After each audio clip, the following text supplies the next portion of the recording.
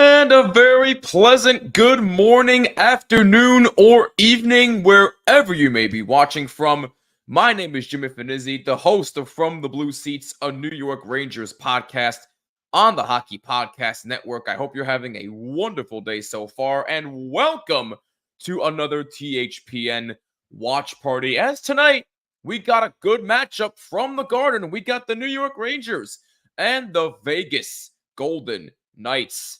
Rangers looking for a little bit of revenge against Vegas, considering the fact with the events that happened last week in Vegas, in which they lost 5-1. But not just that for the Rangers. They have been struggling mightily, 3-5-2 in their last 10 games. But here's the kicker here. And I just saw the stat right before I went on the air. Ever since the Rangers started 18-4-1, they are 11-11-2 ever since.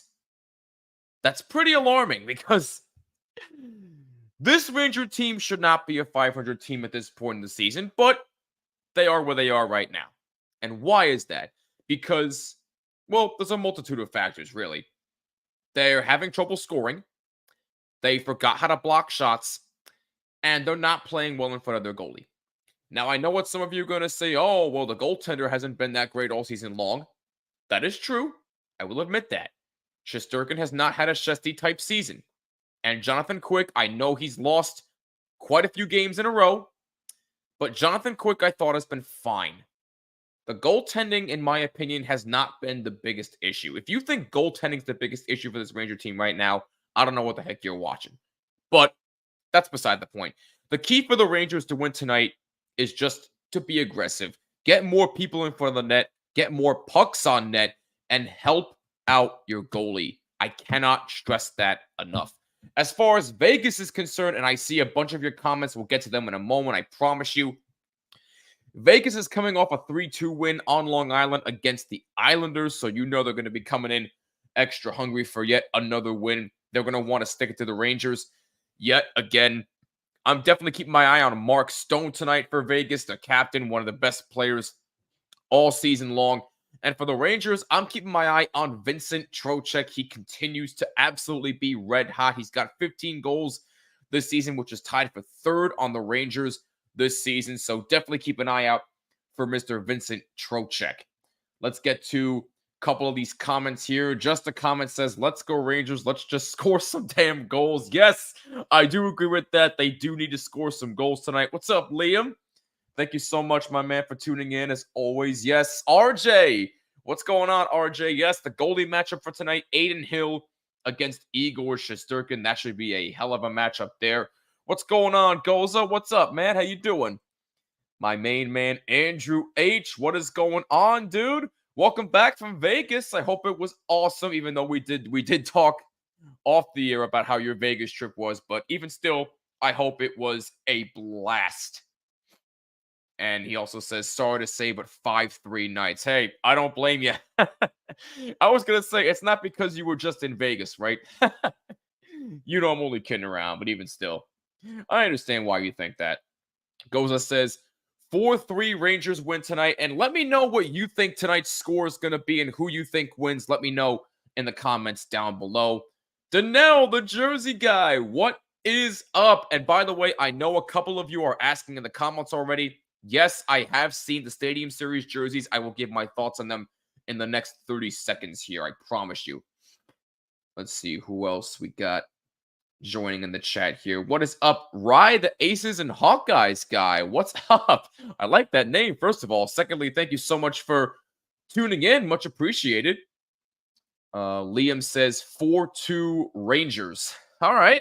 So we got two people saying the Rangers are going to win tonight, and Andrew H. is saying that Vegas is going to win tonight's game. So almost pretty even split here.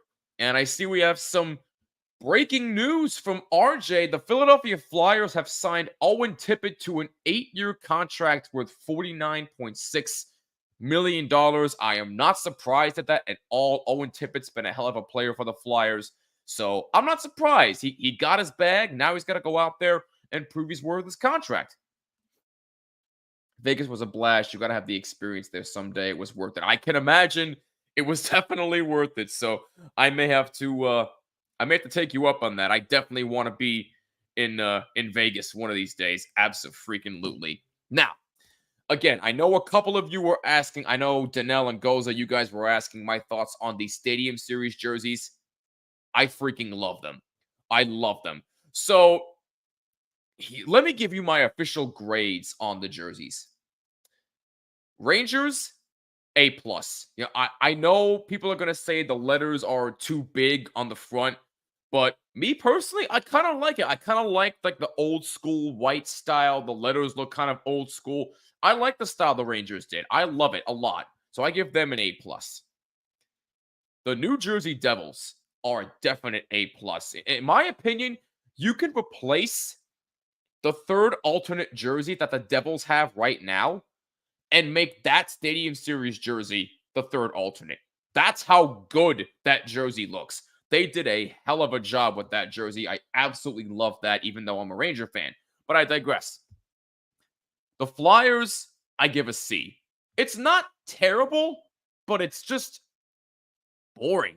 They really didn't do anything exciting to it. It's just bland and boring. But it is what it is with the Flyers, and the Islanders. The Islanders get an F. I mean, I really don't mean to laugh, but what the hell were they thinking with those jerseys? I mean, it's literally the Edmonton Oilers jersey. Literally. It's just with the Islanders slapped on it. Like, what are we doing here? So that's my grades. Rangers and Devils get an A plus for the jerseys. Flyers a C. Islanders F. Those are my grades for the Stadium Series jersey. Let me know your grades on the jerseys in the comments below. I'm very curious, actually. RJ updating us on a couple more signings. And ladies and gentlemen, we are underway from Madison Square Garden. Rangers and the Vegas Golden Knights. Rangers trying to get some revenge from a 5-1 loss last week in Vegas. And they're also trying to break a 3-5-2 schneid that they are on right now. Even the Golden Knights game experience at T-Mobile Arena was awesome. Mark Stone scored the hat trick there, and the crowd went nuts. It was great. Are you sure you don't mean Matt Stone? I'm just messing around, Andrew. It's all good. To me, if I had to say which Stadium Series jersey is better, one is the Devils. The worst one is the Islanders. But if I have to rank them, 1 Devils, 2 Rangers, 3 Islanders, 3 Flyers, 4 Islanders. That's about fair, Danelle. I like that. He says Rangers B plus, Devils A, Islanders D, Flyers C. Giving the Islanders a D is putting it very friendly, my friend. That's just my personal opinion. But hey, you can do what you want. It's your opinion. We're all entitled to our own opinion. Just underway from Madison Square Garden, meanwhile, Rangers and the Golden Knights. Rangers are wearing their third jersey, speaking of which, as Adin Hill makes a save right there on Barclay Goodrow.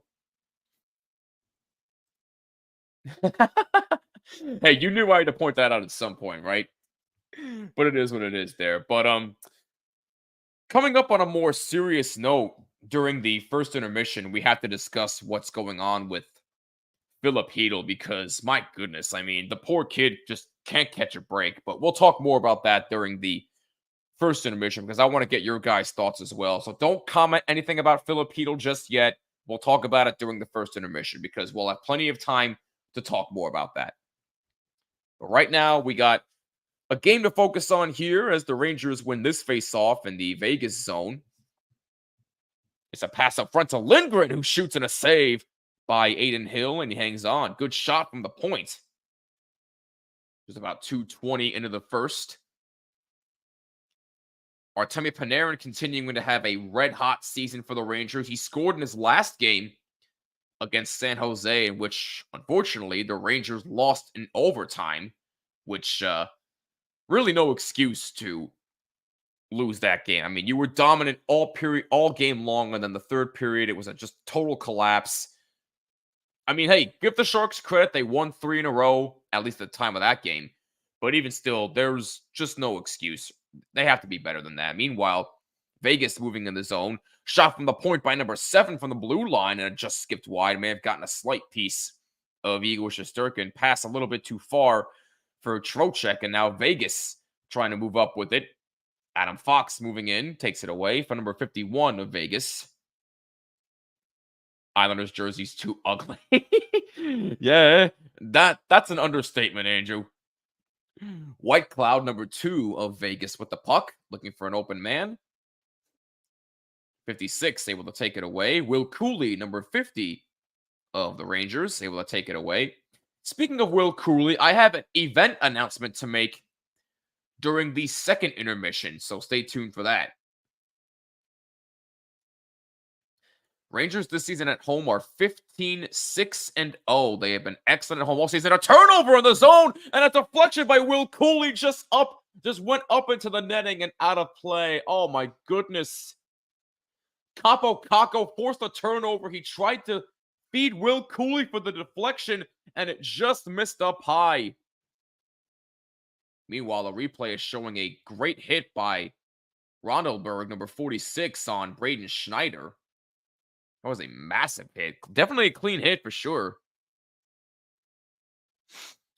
Man, that was just a great effort by Kako, but Will Cooley, you can see on that replay, he was very, Rem Paul, 56. I'm sorry, Andrew. Thank you for that. But you can definitely see Will Cooley's face kind of said it all. He can't believe he was in the wrong position for that one.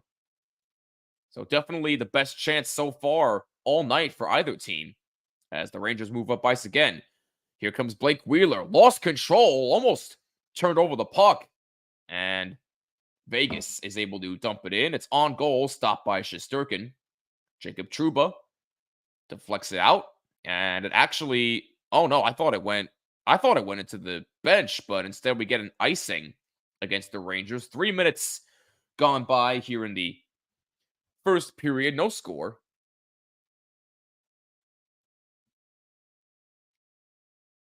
Rangers have been having trouble with handling the puck lately. They've been turning over the puck like crazy lately, which is not what you really want if you're an elite team. Well, supposedly elite team like the Rangers, because, they are in this position where they're in first in the Metro for a reason, because they have been so dominant with scoring, blocking shots, and helping out their goalie. They finally found that winning formula, and they just gotten away from it over the past 2 weeks or so. They have to find a way to get back to that formula if they want to make a deep playoff run.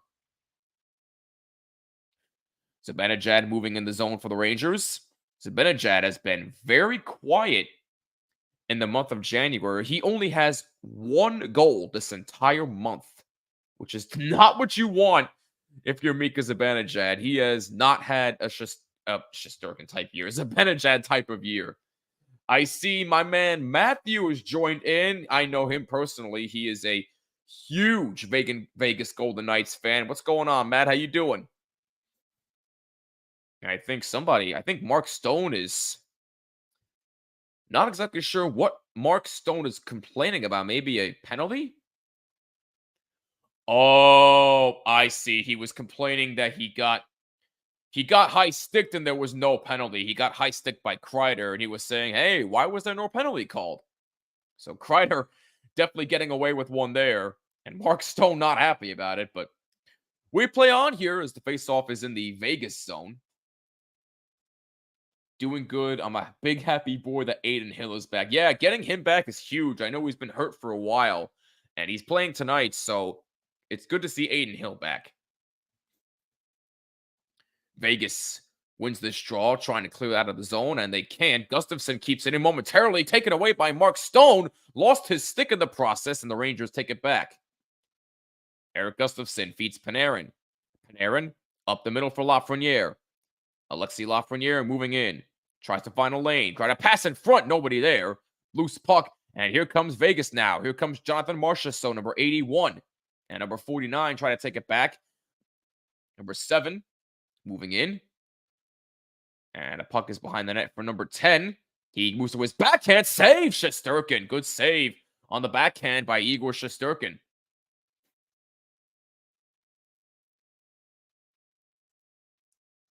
I see a bunch of new comments. We'll get to them in a sec, I promise. That shot saved by Igor Shesterkin. Vegas keeps in the zone. That shot saved Vegas putting on all kinds of offensive pressure here.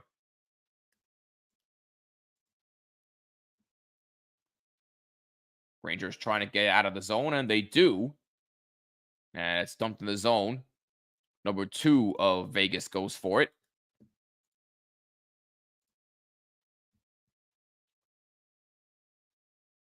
.14, able to dump it in the zone. Rangers can't clear it out. It's taken away by Vegas. Pass in front for 56 and a save by Shesterkin. Shesterkin standing tall so far here. Not this time, though, as Vegas scores.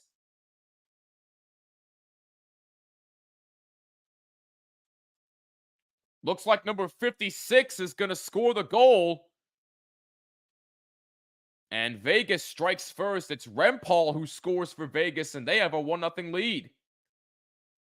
Take a look at the replay here. Your Rangers just have trouble clearing it out of the zone, and that's just a heck of a shot by Rempal. Oh, no, actually, my mistake. Rempal, wow, whew, my goodness, that was a hell of a deflection by Rempal. I mean, you can't ask for anything better than that. I mean, for Sheldon Rempal, that's actually his second career NHL goal. He scored his first NHL goal a couple games ago. So welcome to the NHL, Sheldon Rempal. That was a hell of a deflection there, and Vegas is on the board first. Still plenty of time in this game, just underway from the Garden. Keandre Miller able to lift it out of the zone. Will Cooley gets it for Capo Kako. Kako, pass back. Hits it for Keandre Miller. Miller trying to feed in front. No good. He tried to feed Johnny Brzezinski. Trouba, pass back for Miller.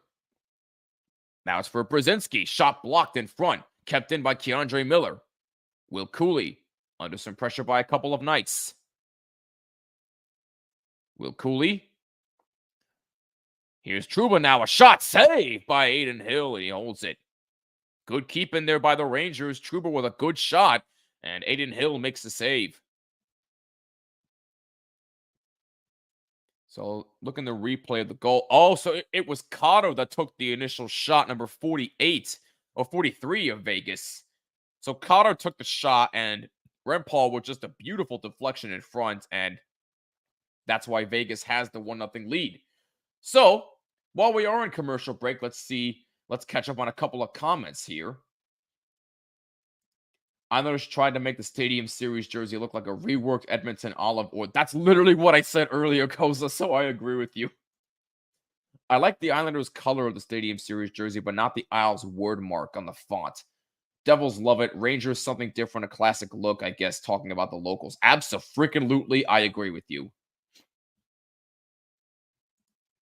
Everyone's saying the Islanders Stadium Series jersey is a copy of the Oilers alternate third and the Predator Stadium Series jersey that said Smash Film.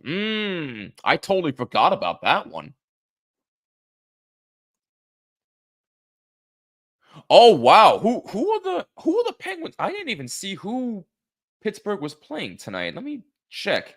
Oh, they're playing the Panthers. Wow, yeah, it's tied 1-1 with about 11 minutes to go in the first period. Wow. I need your opinion. You're talking about the Stadium Series jerseys, Matt. I graded them earlier. So I gave the Rangers and Devils both an A+ because I love the designs on both of them. I gave the Flyers a C and the Islanders an F.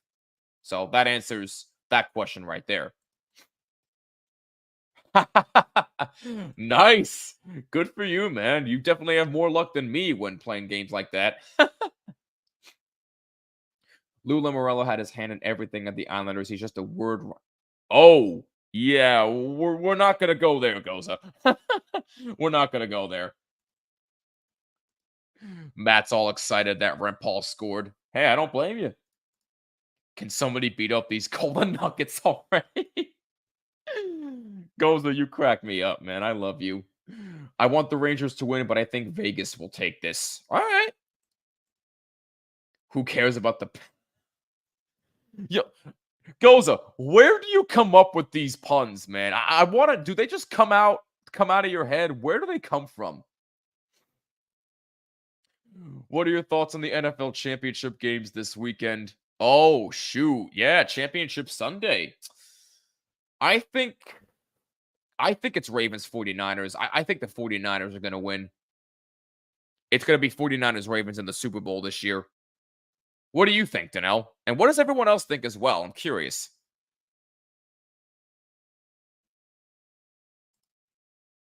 Out of my head randomly. That's what you say.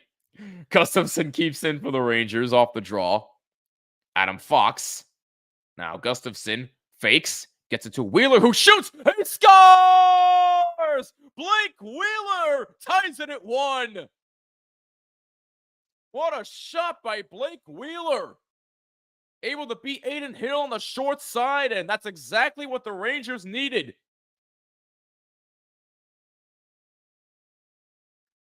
And that's got to feel awfully good for Blake Wheeler. He'd been struggling to score for weeks, and he finally gets one here on a beautiful shot. That's just a thing of beauty right there. Wow. So the Rangers tie it at 1 thanks to Blake Wheeler, his 8th goal of the season. Ravens 49ers, you think too, Liam? Yeah, no, so we agree there, absolutely. I love the Sharks' 3rd jerseys. Love them. I love them.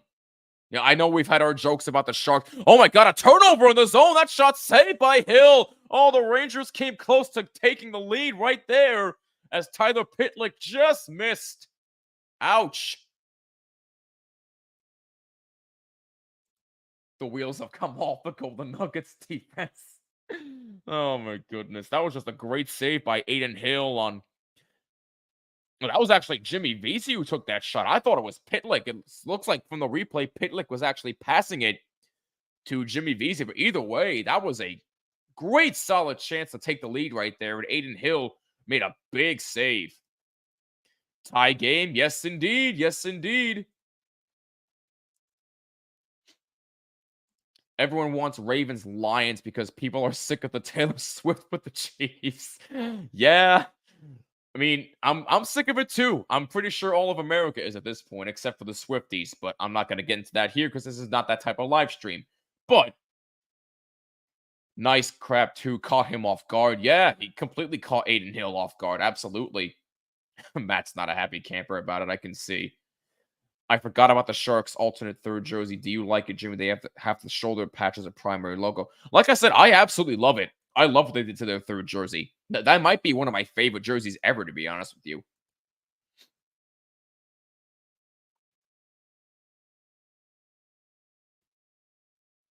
So the Rangers tie it at 1, 12:15 to go in the first period.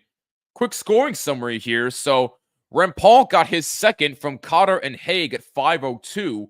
Wheeler gets his 8th from Gustafson and Fox at 6:33.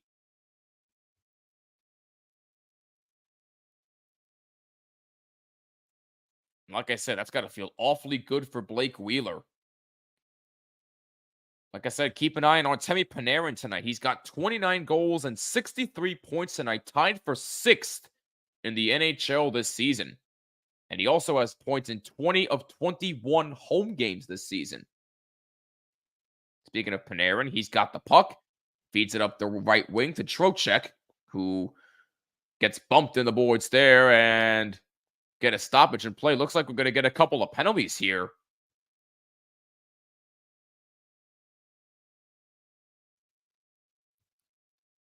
Yeah, it looks like Lindgren got shaken up. He's heading to the locker room. So it looks like there's a penalty coming up on Vegas. But is Trocheck going to get a penalty as well for the retaliation? Let's see what happened here.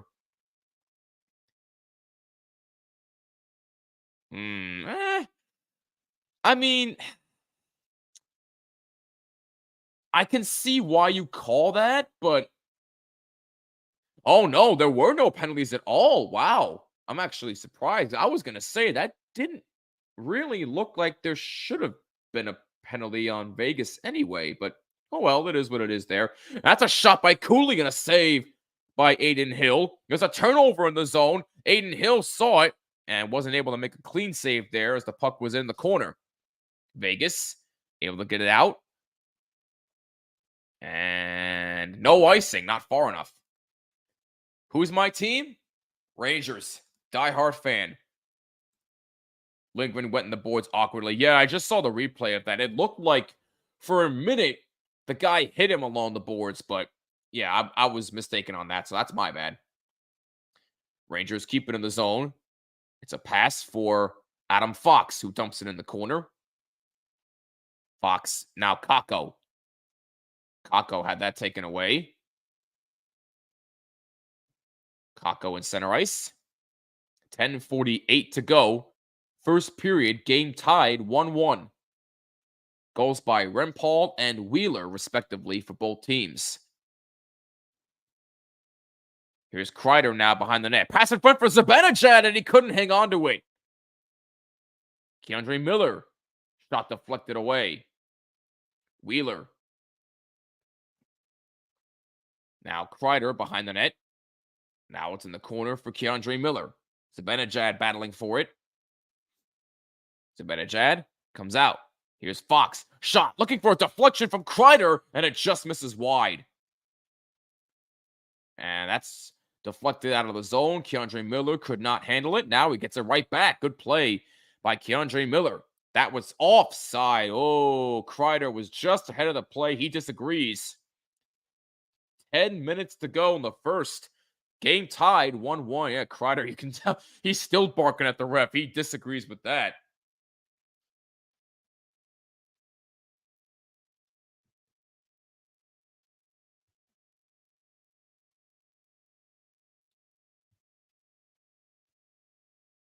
Keandre Miller recently celebrating his 24th birthday. Yeah, I saw the reaction of Peter Laviolette. He completely disagreed with that offside call. My gosh. What is offside? Can somebody answer me what is offside? Because it seems to me like everybody's getting offside confused nowadays, but maybe it's just me. I don't know. Jacob Trouba has 111 hits and 142 blocked shots. He is the only player to hit 100 and 120 in both categories, respectively. That is really an amazing stat right there. Rangers keep in the zone. Gustafsson trying to pass in front. Nobody there. Schneider now in the corner. Battled with Barclay Goodrow. Schneider trying to get a shot. Saved by Hill. And he's got the rebound too. 9:15 to go. First period. Blake Wheeler has this game tied 1-1 between Rangers and the Vegas Golden Knights.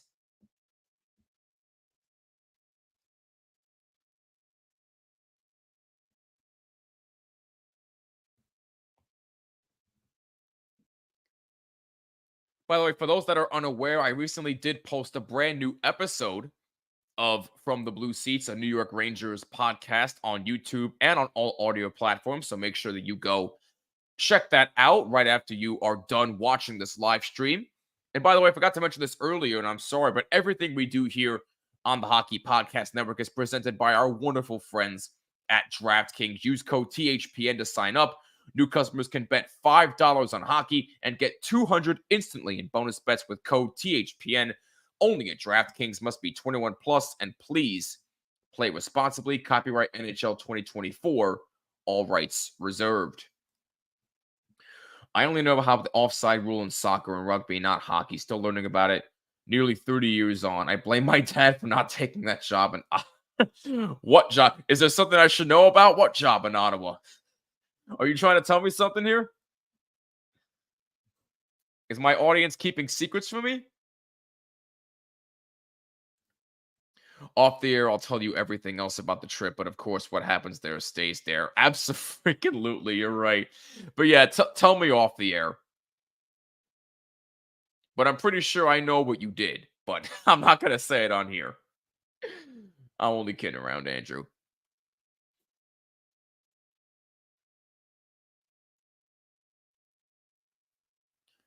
Getting ready to get back in action here from the Garden. Rangers and Vegas are tied at 1.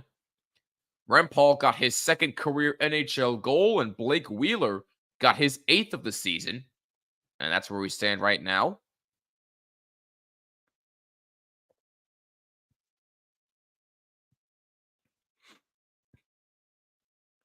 Rangers lead in hits 7-4. So the game has been a little bit physical here. Face off in the Vegas zone to the left of Adin Hill. Rangers win the draw. That shot saved. Rebound saved by Hill. 2 big-time saves by Adin Hill. Good pressure here by the Rangers, and now it's out of the zone. Oh, Lafreniere got tripped up. No penalty called. Wow. Vegas got away with one there, and the Rangers bench is barking at the refs. I am definitely surprised there was no penalty called there on Vegas. Well, Kreider got away with a high stick earlier, and now Vegas gets away with one. So I guess both teams are even here. Is now Lafreniere with the puck. Pass off the skate, and a shot saved by Hill. Good chance there for Panarin. He takes the puck right back. Panarin pressured by Marchessault. Panarin feeds Lafreniere. Trocheck says he's open, but Miller's got it. It's back for Lafreniere. Panarin gets knocked down. No penalty. No, actually, yes, there is. My mistake. There is an interference call. That was Adam Fox who went down. So, first power play of the game will go to the Rangers. And it is indeed an interference penalty.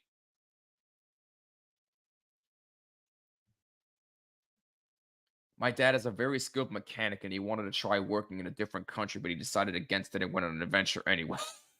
All right, I see how it is. Yeah, it's Pietrangelo that took the penalty.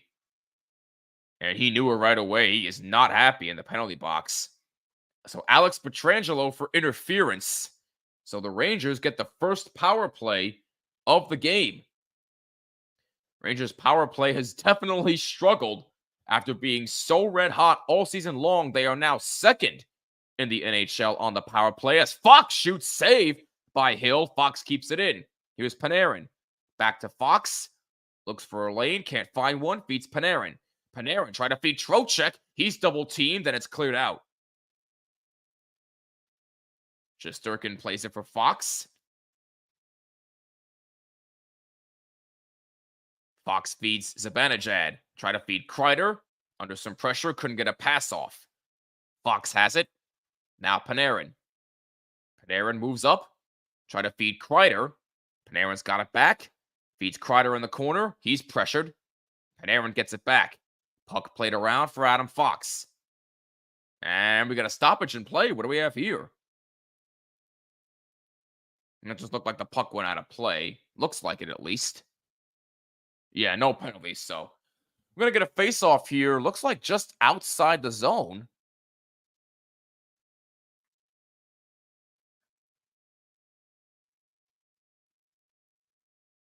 A minute 18 to go on the Rangers' power play. Game tied 1-1. Oh, it was a hand pass. Okay, thank you, man. I didn't see the hand pass there. Thank you for that. Kreider dumps it in. Panarin.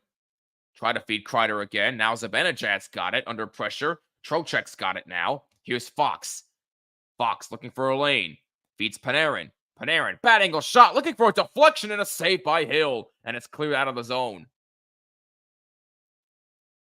Rangers are getting a couple chances here on this power play. That's off the skate of Panarin. Panarin moves up the left wing. Try to feed up the middle. Here comes Wheeler. Pass for Zibanejad. Saved by Hill. Oh, Zibanejad gets robbed by Adin Hill. Great save. 30 seconds to go on the power play. Vegas moves in shorthanded. Shot saved by Shesterkin. Good chance shorthanded by the Vegas Golden Knights. Here's Capo Kakko moving up. 20 seconds to go on the power play. Mark Stone takes it away. And number 10 tries to move in shorthanded. And they decided to dump it in the zone instead. That should just about do it. Good penalty killing by Vegas. Jacob Trouba moving in. Now he passes back to Johnny Brzezinski. Now Lafreniere. Power play is over. Teams are back at full strength. Here's Kakko. And that's lifted out. Here's Gustafsson. Pressured by Stone, who's on the forecheck. 6 minutes to go. First period. Tied 1-1. Barclay Goodrow plays it around. Here's Jimmy Vesey.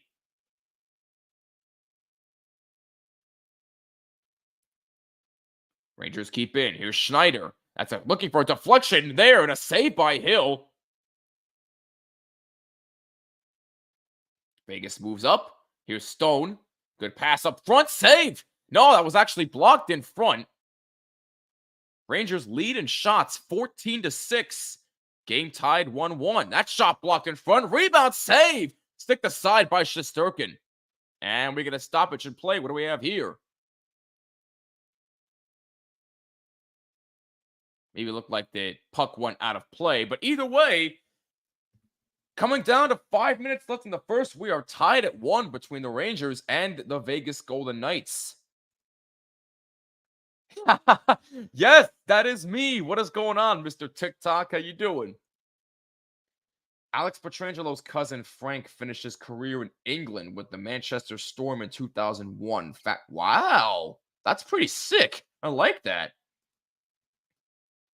When you're going to shave your head, it would look a lot better, to be honest. Just trying to be nice, even if it doesn't come off that way. I like my head, so I'm leaving it just as it is, my guy. I am not shaving this head, but appreciate the suggestion. Zach Parise signs with Colorado. Really? He's an Av now? Wow. I thought for sure he'd go back to the Islanders. That's shocking, to be honest with you. Andrew B, what's up, man? How you doing? Thank you so much for tuning in, that is. I appreciate it.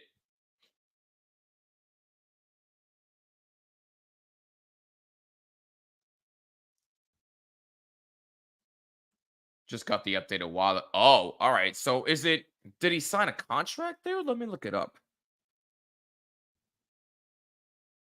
Zach Parise signs a 1-year, $825,000 contract with Colorado. All right. So it's a 1-year contract. All right. Yeah, that's why you sign players to 1-year contracts.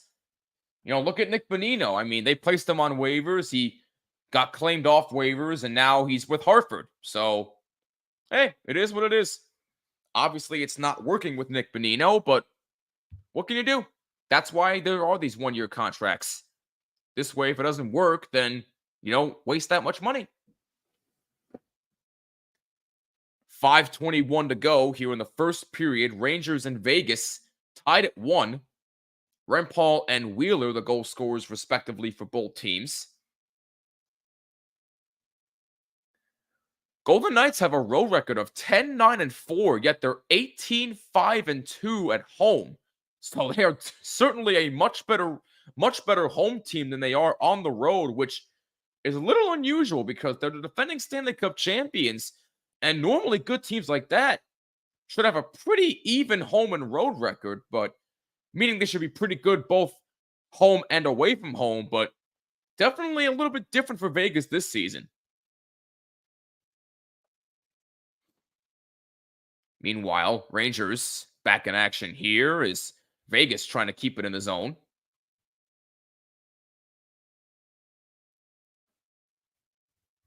Rangers playing a little double team here is Will Cooley moves it up. Cooley under pressure here, number 23 of Vegas, able to take it away.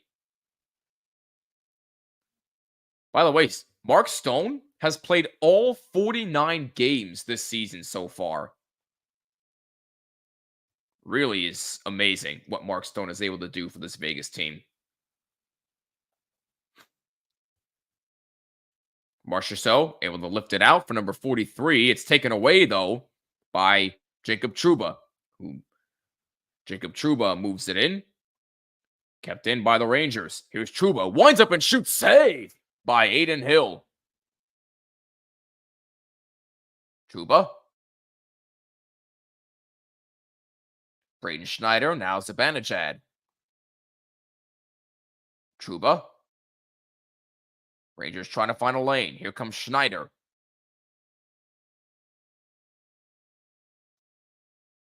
That's a shot on goal. Saved by Hill. Weird spot for Zibanejad to shoot that, but a save by Hill. Here's Wheeler now. Panarin, under pressure, he is being double teamed like crazy. He's trying to find an open lane to pass the puck. Schneider now moves in, takes a shot, blocked in front. Benejed, no, that's Trocheck actually. He's got the puck. Trocheck passes back for Wheeler. Now it's Trouba. Trouba try to feed in front for Trocheck, and that's deflected up high. And I thought that went out of play, and now we get a stoppage with 3:24 to go in the first period. Now we're getting a studio update here on Penguins Panthers. Still tied at 1. Yep, still tied at 1. Okay, 2:45 to go in that game. Who cares about Fisherman? Oh my goodness. Yes, I do. Even though I haven't had them in God knows how long, I do enjoy them. Absolutely. Are you married yet? Do you have a partner? No to both of those questions. And to be quite honest with you, I am much happier being a single man because I get to do whatever the heck I want. So that answers your question right there. But this ain't about me. This is watching a good hockey game. This is what this is all about right here. Face-off won by the Rangers here, kept in by Fox. Jimmy Vesey moves in. Here's Tyler Pitlick. Pitlick moving in. Behind the net. Under some pressure. Feeds Keandre Miller. Back for Barclay Goodrow. Goodrow tried to feed in front. It was blocked. Back to him. Jimmy Vesey behind the net. Adam Fox.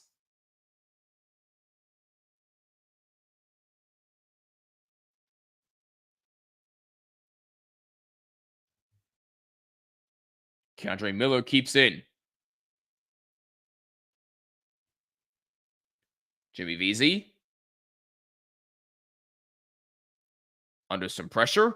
It's out of the zone. Keandre Miller's got to play it onside.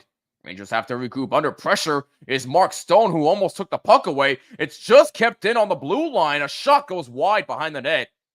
And I think now they just whistled for an offside, actually. And it is indeed an offside. Rangers play again tomorrow against the Ottawa Senators. So a back-to-back for the Rangers. And they have to travel to Ottawa tomorrow. So one game at home tonight, and they got to go right back on the road to play the Senators. So definitely not easy pickings for the Rangers here, but they should be able to go into Ottawa and handle their business, although they really don't do well against bad teams anyway, so we'll see. 2:15 to go in the first period. And we get an icing here against the Rangers with 2:11 to go in the first. No, Mr. TikTok, I'm straight. I am not gay, all right? If you're going to keep up comments like that, then, forget it. I'm not going to go there tonight.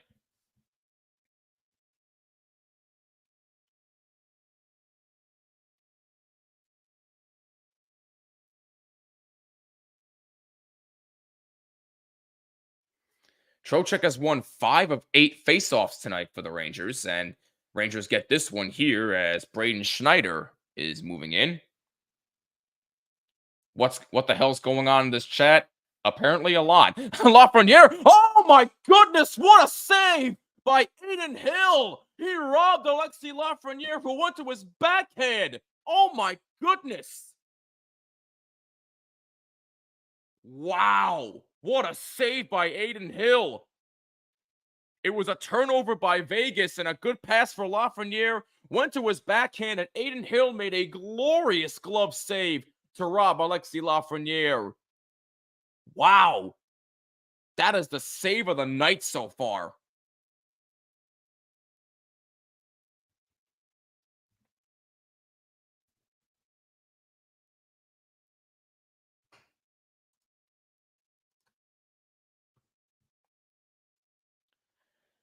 Yeah, I'm not going to put up with that. Meanwhile, Panarin moves in. Pass for Lafreniere. Oh, a diving stop by Aiden Hill.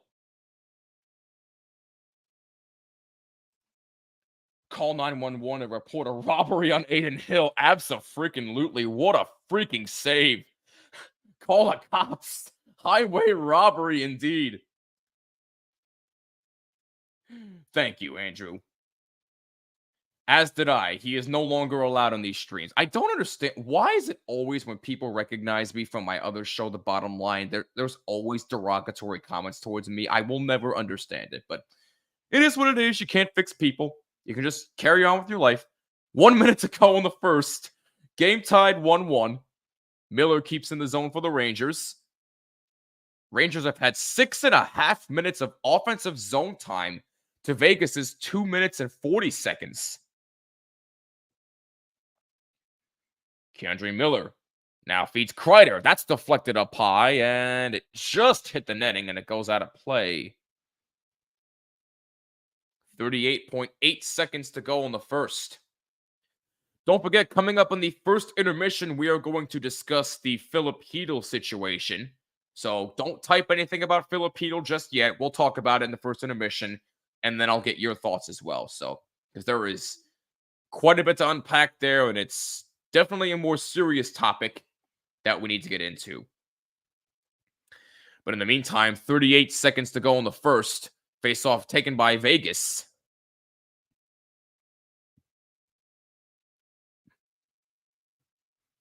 And Vegas moves in the zone. Good pass up front and a save by Shesterkin. Blake Wheeler tries to dump it in the zone. Try to feed Miller. Had that taken away. 15 seconds to go. Pietrangelo feeds Stone. Mark Stone moves in. Miller all over him. Good poke check by Keandre Miller to take that away from Stone. But Pietrangelo gets it back. Has to play it in his own end. And they're just going to let the clock run out. That is going to be it for period number 1. As we are tied at 1 between the Rangers and the Vegas Golden Knights.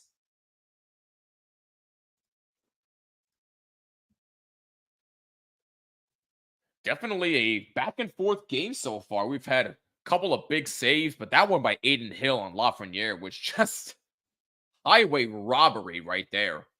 Highway robbery. That's definitely the best save of the night so far by either goaltender. But I do apologize for those comments earlier made by Mr. TikTok. You know, it just goes to show that you really just you can't fix people. You really can't sometimes. You can only do so much, but it is what it is. I purchased a game-worn Rangers jersey, which was worn by a 1994 Stanley Cup winner in a Legends game against the Stars. He scored in the Eastern Conference Final Game 7. Who was it? In a Legends game against the Stars, he scored in the Eastern Conference Final Game 7. I'm going to say either Stefan Matteau or Brian Leach. Those are my two guesses. But either way, a game-worn jersey from 94, that's pretty sick, Goza. I like that. How many is that in the collection now? Is it close to 200 now? Because I know you mentioned you had like 190 or 150 something jerseys. So how many is that in the collection?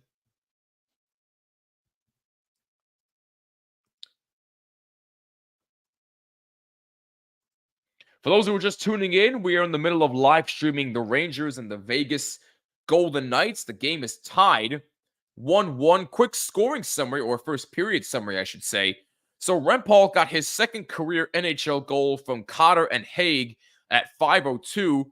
Then at 6:33, Blake Wheeler gets his 8th from Gustafsson and Fox. And the only penalty of the game so far is Alex Pietrangelo for interference at 11:43 of the first period. Only power play of the game for the Rangers so far, and by either team. And RJ saying Panthers Penguins tied at 1, end of the first period as well. Other hockey games to look at tonight. You got the Kings and the Colorado Avalanche. with the puck drop in about an hour or so. And then in about 2 hours from now, you got the Blues in Seattle to take on the Kraken. So a little bit light on the NHL schedule tonight, but we still got hockey, baby. That's all that matters. It's one of those two players, but the jersey was worn in a Legends game last year, so it's an Adidas jersey. 196.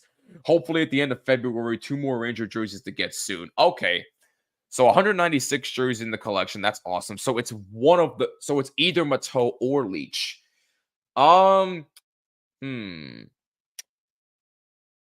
a Legends game are you talking about the one last year was oh my gosh.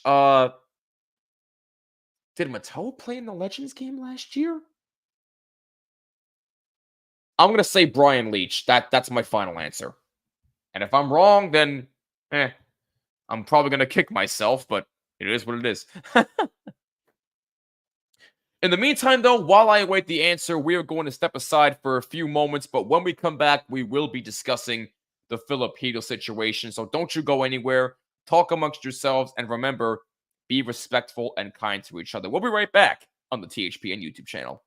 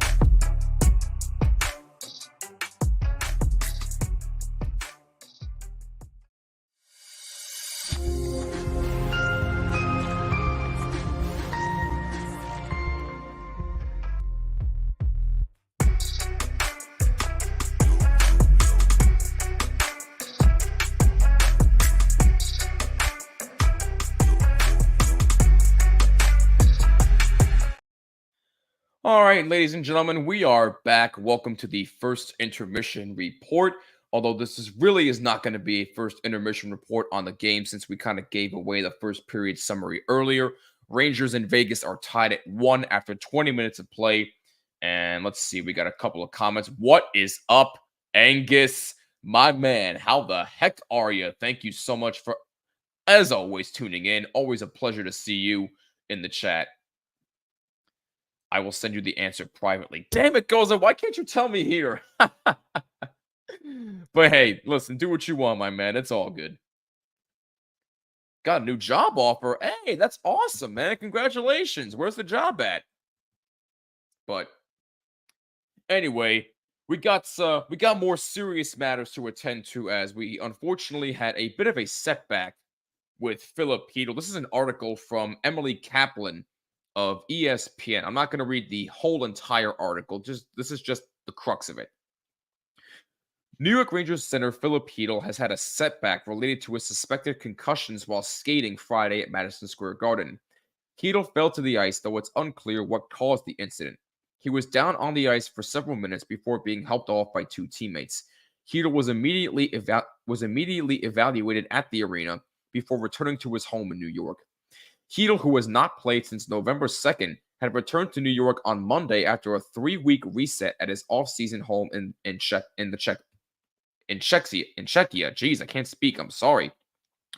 So the 24-year-old and the Rangers were optimistic about his return this season after he reported significant progress in his recovery. Friday was Chytil's second time skating with the team as he participated in an optional morning skate with the extra players ahead of Friday night's game against the Golden Knights. The team is listing the condition as an upper body injury, though sources say it's related to his previous head injuries. Chytil has 6 assists in 10 games this season. He's in his first year of a 4-year contract. That was the whole article. I said I wasn't going to read the whole thing, but it was shorter than I thought, so it is what it is. But anyway, this is a very unfortunate situation. This is something that you don't want to hear about from any player, really. But in the case of Philip Chytil, with the dynamic that he brings to this Rangers team, his style of play has really been something to behold for this Rangers team. And to hear him have this kind of setback, I really feel terrible for this kid. I really do. Now, as to what caused the setback, I don't know. Maybe he went too hard in practice. Maybe something in his body gave in. I don't know what happened to Philip Chytil. I can't say for sure. I'm not a doctor, nor was I there when it happened. But I've been hearing it from a couple of Ranger fans on social media saying that they have heard that his career will likely be over, that he might be out for the season. I keep hearing a lot of different things. I don't know what to believe. Do I think that it's career ending? I don't think so, and I really, really hope not. But if that is in fact true, that is the worst possible way to end your career like that. At 24 years young, to have concussions like this and to just suffer an injury. You just got back to New York to practice for the first time in 3 weeks. And this happens? Damn, man. Damn. It's just very, very unfortunate. And I wish Philip Chytil nothing but the best. But if his career is in fact over because of this, it'll just be a shame. For a young, promising kid like this to end his career like this, it's something you don't want to hear. You never want to hear about it. Philip Chytil had a setback with his recovery from a concussion, and people are saying that his career could be over because of it. I don't know if that's true, but that's what I'm hearing. But I don't know how true it is. But concussions have become a very serious problem. I mean, they've always been a serious problem, but people have been evaluating them a lot more recently. Like Angus just said, they're taking it a lot more seriously, and they should. Head injuries are nothing to mess with. You get injured in the head, like on a football field, on the ice, wherever. you get hit in the head by a baseball pitch, that's serious stuff. That's something that needs to be taken into consideration immediately because you never know how serious the injury could be. And in the case of Filipino, this definitely seemed to be a lot more serious than we thought. He had to go back home to recover. He just got back and now he's hurt again. So there's a good chance that we may not see him for at least another year. But again, if his career is over, then dang. I mean, this news like this is something that you never ever want to hear. I'm sorry to hear that. Yeah, I'm sorry to hear that too, Matt. I am too. What's going on, man? How you doing? Thanks so much for tuning in. I'm sorry you had to tune in with such depressing news, but thank you for tuning in anyway.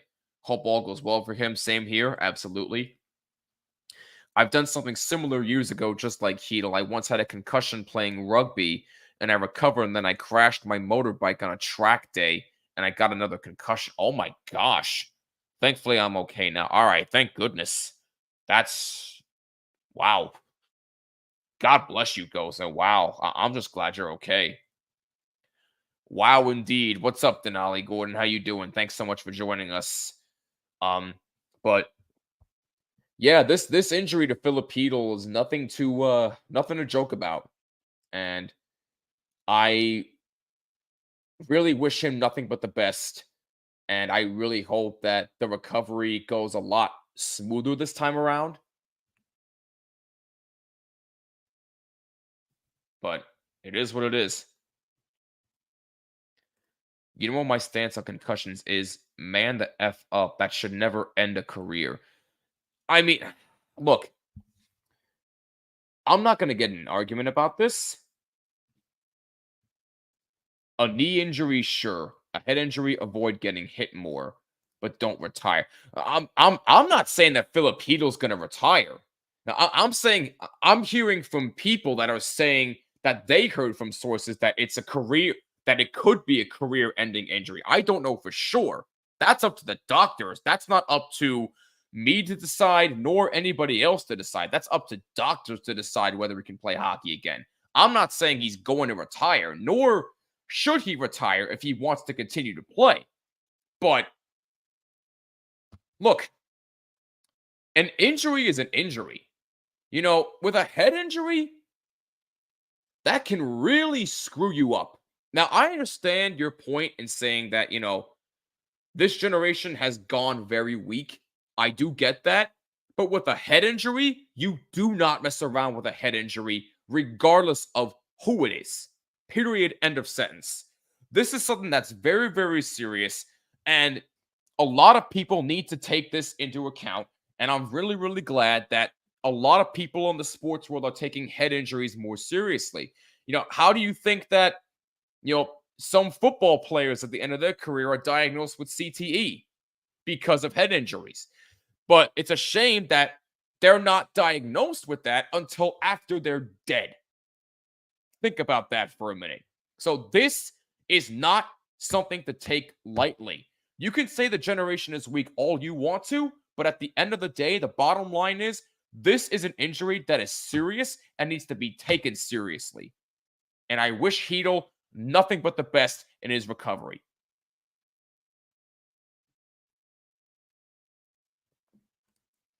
Who was that football player who had a concussion and ended up committing? Junior Seau, right? Junior Seau.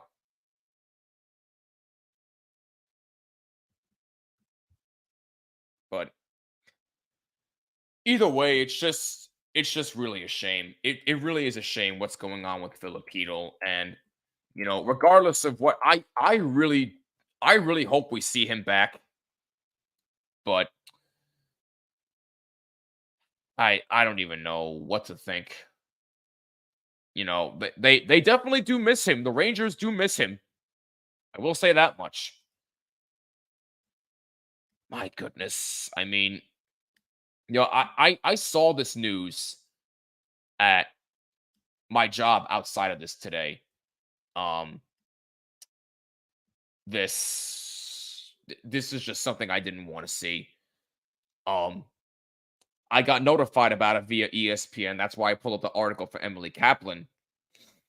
I was on my lunch break when I found out, and yeah, the first thing I said was, "What?" Because it's something you don't want to hear about. It's really, really sad. And I know that, you can say depression is a big deal. It is. I'm not denying depression is a big deal.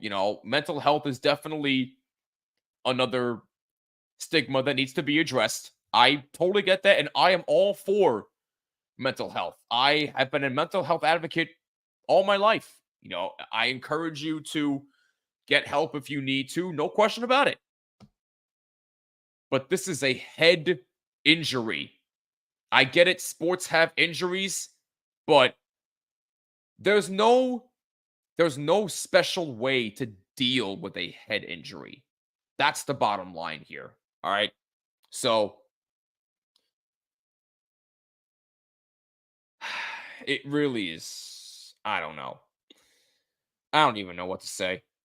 But the good news is, though, we are just about to get back into the game here, and we are tied 1-1. So let's get back to the lighter side of things as we are officially underway in the second period.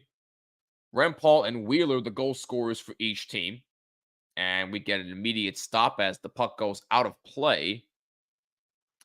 And more bad news for the Rangers. Ryan Lindgren has not returned to the game after getting hit awkward after he went in awkwardly into the end boards in the first period. So they are currently evaluating Ryan Lindgren in the Rangers locker room as we speak. Any word, I will let you know what happens with Lindgren. But as of right now, he is not on the bench for the Rangers to start the second period. And we get a penalty call, a slashing call here. Who's this on? So 30 seconds into the second period, we get another power play, but who is this going to be for? Or against, I should say.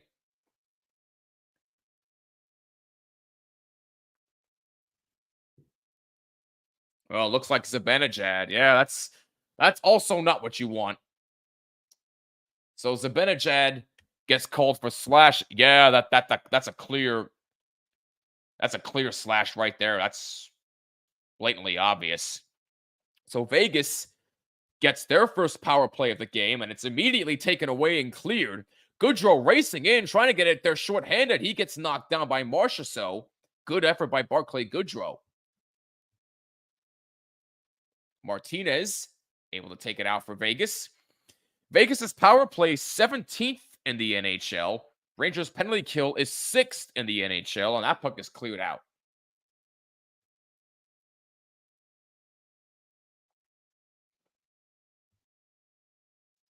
Golden Knights power play is 3 for their last 23, so their power play has also been struggling.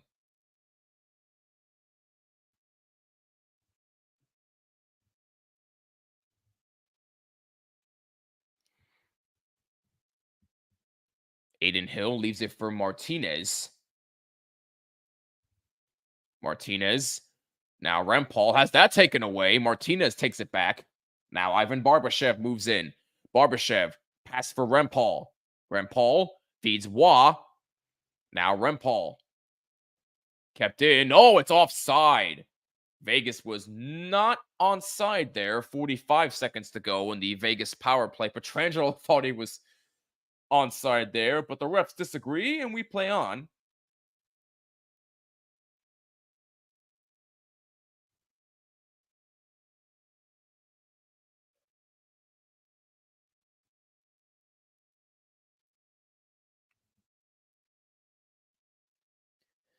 I see you asked this question. I'm trying to find that out for you. Just bear with me for like 5 minutes. Because I thought he took a hit in that game on November 2nd. But I want to make sure that I'm getting my facts straight here. Meanwhile, 25 seconds to go in the Vegas power play. Pietrangelo with the puck. Petrangelo moves in, passes for Cotter. Cotter moving in. Good pressure by Trouba. Barbashev, pass for Waugh is blocked. Goodrow takes it and clears. That should just about do it for the Vegas power play.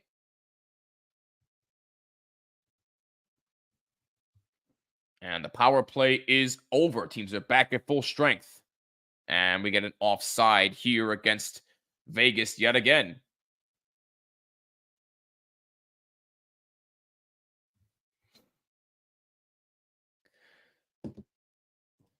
But yeah, I forget exactly how Filipino sustained the initial concussion, but I think he took a nasty hit from somebody in that game on November 2nd. But I'd have to go back and look that up for myself. I'll probably look that up during the second intermission report to fully get my facts straight here. But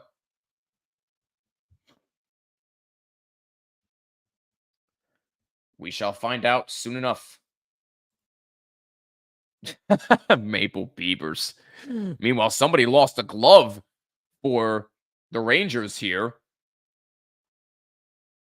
Trocheck moving in.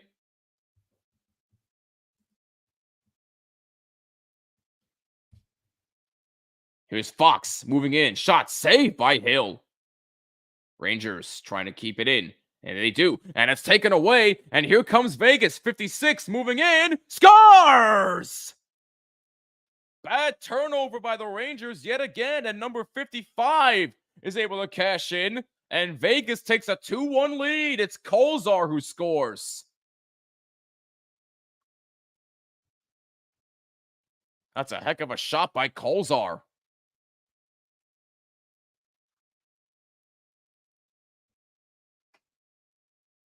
Wow. Able to beat Chesty glove side. That's just a heck of a job to take that puck away from Panarin there. And Kolzar with a hell of a shot to beat Chesty glove side. And Vegas takes back a 2-1 lead. Or takes back a 1-goal lead, I should say. It is 2-1. That's another shot right there. A save by Shesterkin. And by the way, Goza, the All-Star game, yes, it might be in Toronto, but Vancouver literally has the most All-Stars. So technically, he's right. Because how many All-Stars does Toronto have, in all seriousness? I do too, man. Those were the good days. We'll probably do another one again real soon.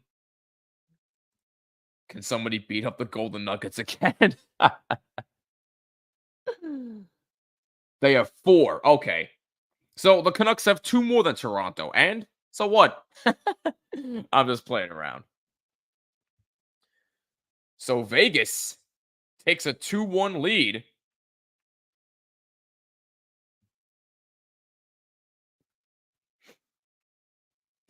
And we have an update here, courtesy of Dan Rosen. Update on Ryan Lindgren, but we'll get to that in just a moment here as Vegas under some pressure here. That shot deflected in!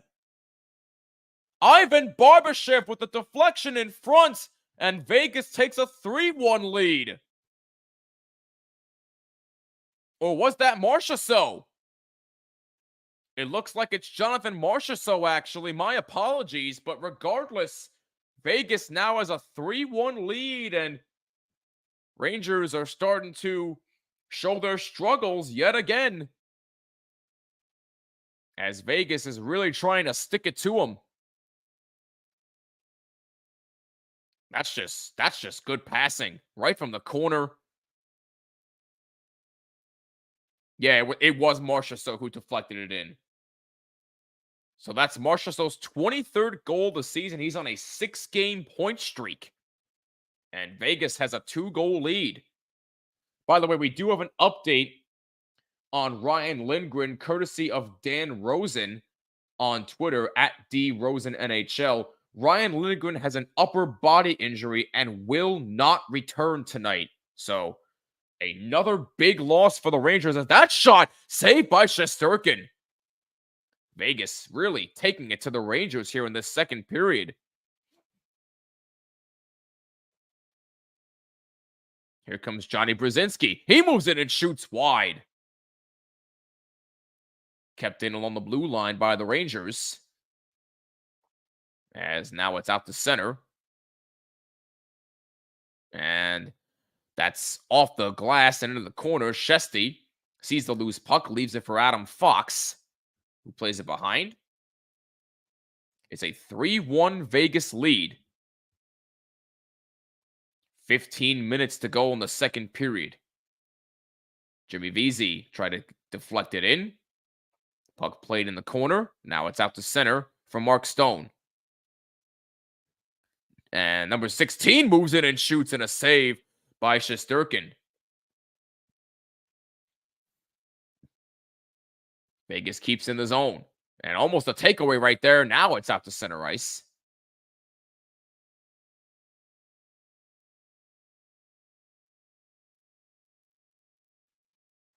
Taken away by the Rangers. And they're able to move it out to center. Vegas has to get back on side. Barclay Goodrow. Now Trouba has the puck.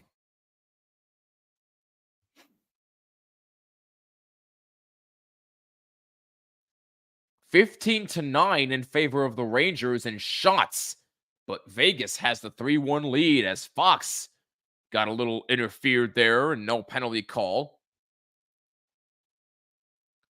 Now it's Vegas' turn to have some offensive zone time as now they're putting on some pressure. Zibanejad tried to take it away. Now it's back behind the net. That shot saved Shesterkin. Number 51 able to get that initial shot off for Vegas.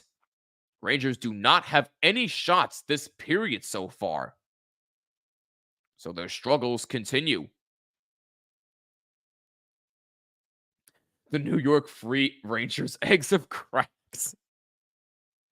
Even when they're losing, you still tend to crack me up, Goza. Oh my goodness. Number 10 of Vegas plays it around from Marchessault behind the net. He gets it back.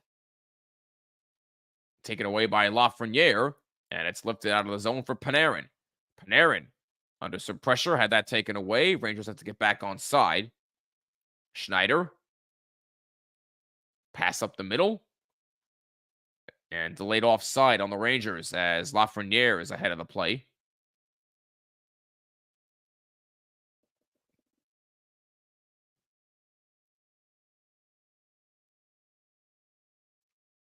Again, if you're just joining us, Ryan Lindgren is out with an upper body injury. He left in the first period and has not returned and will not return for the Rangers tonight. So Laviolette having to juggle with defensive line pairings here. Meanwhile, Rangers are desperate to try and get something going offensively. Blake Wheeler, the only goal for the Rangers so far, as Cooley shoots from a bad angle and a save by Aiden Hill. That's their first shot on goal in this period. Good shot by Will Cooley. Fox keeping in. And we got a penalty, I think. Yeah. Yeah, Vegas ain't too happy about it, but we got an interference penalty against Vegas. So no, actually, it's Brzezinski. Or do we have... Yeah, no, wow. I thought... Oh, unless 56 was complaining about... Okay, I see what happened there. That's my mistake. So, bad to worse for the Rangers yet again as they'll be shorthanded. Hey! What's up, Dan? Long time no speak. How you doing? They've been so brutal to watch. Yeah, that's... putting it lightly. That's putting it very lightly. They have been pretty brutal to watch, but how you doing, man? It's been a long time since we've spoken. Who scored for Vegas? Rempal, not Barbashev, Marchessault and Kolzar. The stock and the cheesy-looking Vegas Knights statue arrives. I love you, Angus. Oh my gosh. By the way, Goza, if you're still watching, did you send me the answer to that trivia question you asked me during the first period yet? I'm still waiting for it.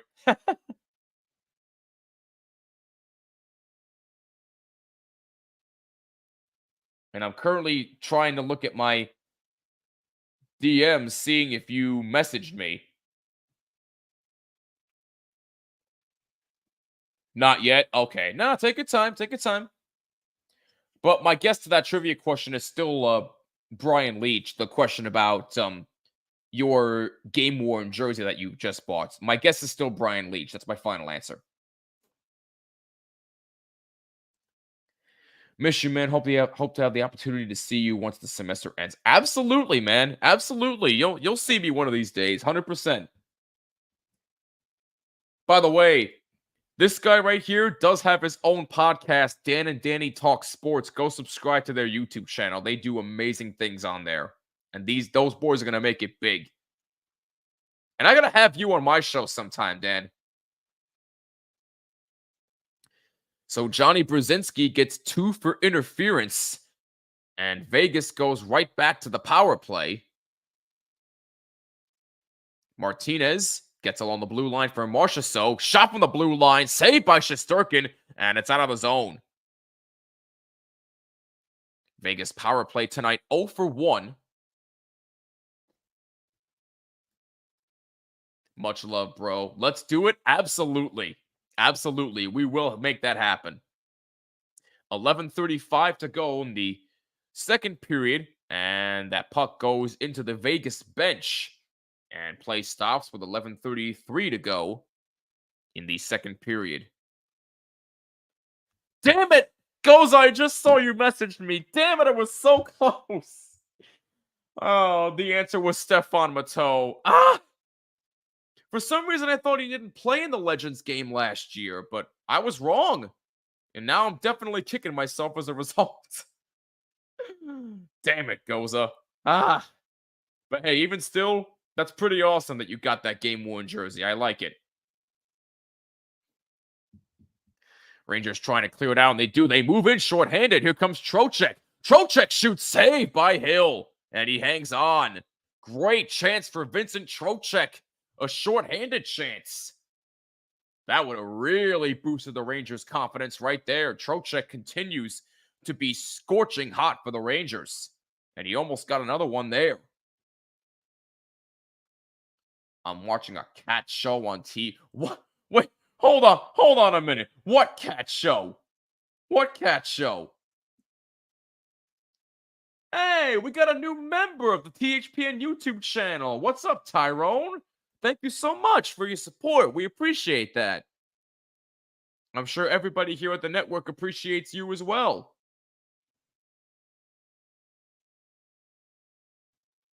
A minute 5 to go on the Vegas power play. Trocheck moving in shorthanded again. Under some pressure this time, though, and Barbashev takes it away. Boy, Vincent Trocheck putting on some kind of pressure here on this penalty kill.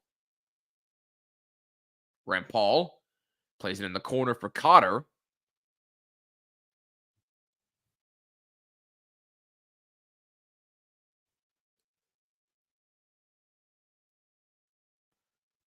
Trocheck moving in shorthanded again. Backhand shot saved by Hill.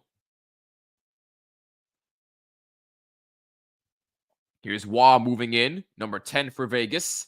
Gets it for Cotter. Pressured by Trocheck again. Vincent Trocheck all over the ice on this penalty kill. Excellent job by him. Cotter pressured by VZ. He takes it away. Rangers move in shorthanded now. Here comes VZ. VZ moving in.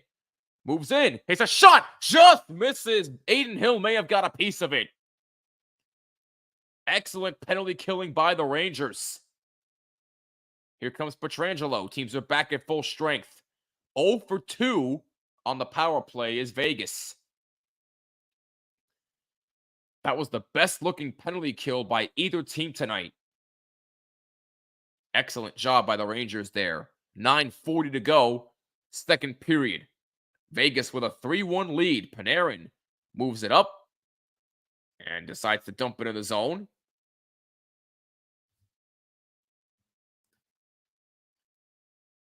Oh, car show. It said cat, though. I got confused, Andrew. It's all right.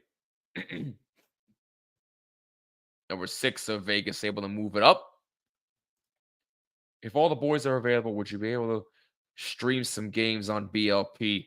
If I wasn't working tomorrow, I would absolutely love to, my guy, but definitely another time for sure. Meanwhile, pass for Lafreniere, and he couldn't get a clean shot.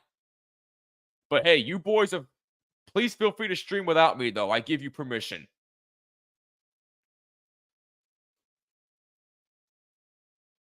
$8:50 to go in the second. Long pass ahead for Zibanejad. Back for Panarin. Back for Zibanejad. Shoots and a save by Hill. Rebound. He's got it underneath him. Adin Hill denying the Rangers yet again. Couple more quality scoring chances. Zibanejad with one, and the rebound was right underneath him. Hill didn't even see it at first. Lafreniere was in front. Wow, Adin Hill just saw that puck in time and covered it up with his glove. Burnett Jack. Oh, that's why I got confused. I'm sorry, Andrew. I'm not thinking straight. Oh my gosh.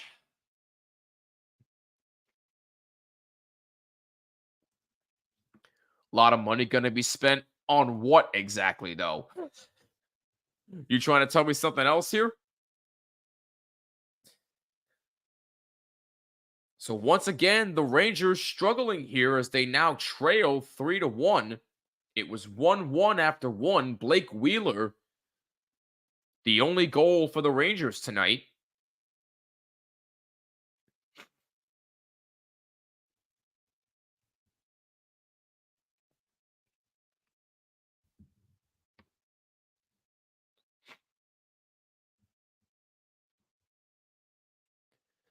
Rangers play again tomorrow night in Ottawa against the Senators. 7 p.m. Eastern Time puck drop there. I will not be streaming that game. My next live stream after this one, let me check my schedule here really quick. My next live stream after this will be on February 12th, the day after the Super Bowl, Rangers versus the Calgary Flames, where I will be joined by the one and only Kyle Manifold, resident Flames fan and one of the managers here at THPN. So mark down your calendar, Monday, February 12th, 7 p.m. Eastern Time, Rangers versus the Flames. That will be my next live stream. That should be a fun matchup right there. I know the Flames aren't all that great, but even still, it should be fun. Especially with the trash talk going to happen between me and Kyle. So you definitely want to tune in for that one. Meanwhile, here at MSG, Rangers trail 3-1 as now, and that was looking for a deflection from Blake Wheeler, who was looking for his second of the game, and he misses wide. Gustafsson keeps in. Zibanejad looking for a deflection. That's blocked in front. Rangers turn to put on some pressure here. Wheeler behind the net. Fox and Gustafsson, the defensive pair now, with Lindgren being out. Gustafsson trying to feed in front. Nobody there. Rangers keep in. Zibanejad trying to feed Kreider deep. Vegas takes it in the corner and not out of the zone. Good keeping by Gustafsson. Now he's double teamed. Battle for the puck. Zibanejad gets there. Now Zibanejad is double teamed and now it's out of the zone. Under 8 minutes to go in the second. Fox double teamed. Zibanejad trying to help him out. Fox gets there. Here's Gustafsson. Gustafsson. Now Wheeler. Pass intercepted there. And Vegas moves up. That was a pass by Blake Wheeler, by the way. Marchessault can't handle it. Out of the zone in center. Trocheck dumps it in. Puck played in the corner. Panthers have taken a 2-1 lead over the Penguins with about 8 minutes to go in the second period. Thank you for that, RJ. Lafreniere behind the net. Trying to feed Panarin. Whitecloud all over him. Good play by Whitecloud. Number 2 of Vegas. Panarin. Now Schneider. As a shot saved by Hill. And no rebound. 6:56 to go. Second period. Shots are 20-9 in favor of the Rangers, but Vegas still has a 3-1 lead. I mean, give credit to Adin Hill. He's stood on his head tonight. Madison Square Pizza. I mean, you can't go wrong with a New York pizza anyway, but local question. What are your thoughts on the Islanders getting Patrick Waugh as their new head coach? Lambert needed to go straight up, and do you think Devils need to fire Ruff? First of all, I was shocked that the Islanders hired Patrick Waugh as their head coach. That definitely was the kind of spark that the team needed because Lane Lambert, let's face it, he's not good. So he definitely needed to go. I agree with you there, but I was stunned. But I do think he will be a great fit. That shot saved Shesterkin, able to stick out that right pad just in time to make a tough save. But Patrick Waugh is going to be a great fit with the Islanders. I definitely think he'll have major success there. Johnny Brzezinski trying to pressure Cotter. And that's kept in by number 3 of Vegas. That's deflected up high off the glass. Puck out to center. Coming down to 6 minutes to go in the second. Braden Schneider plays it for the Rangers. Now feeds Miller. Miller feeds up for Pitlick, who gets it on goal, stopped by Adin Hill, and he holds it.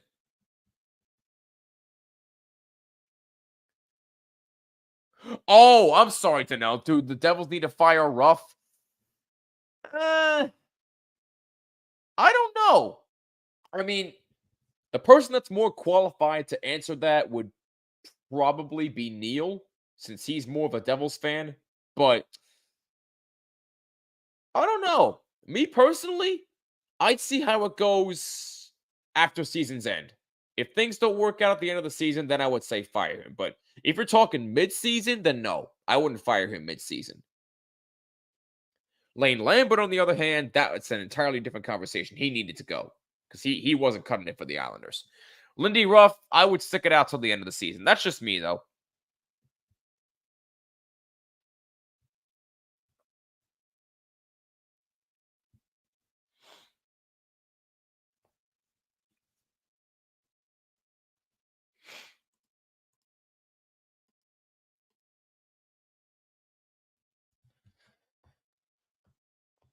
I want to thank you once again for joining us here on this Friday evening. Rangers against the Vegas Golden Knights from Madison Square Garden. For those that are just tuning in, my name is Jimmy Finizzi. I am the host of From the Blue Seats, a New York Rangers podcast on the Hockey Podcast Network.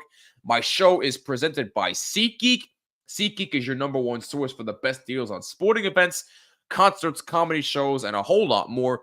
Go to SeatGeek.com or download the SeatGeek app and use my code BLUESEATS for $20 off your first ticket purchase. That's code BLUESEATS only at SeatGeek. And by the way, Blue Seats is all one word, by the way.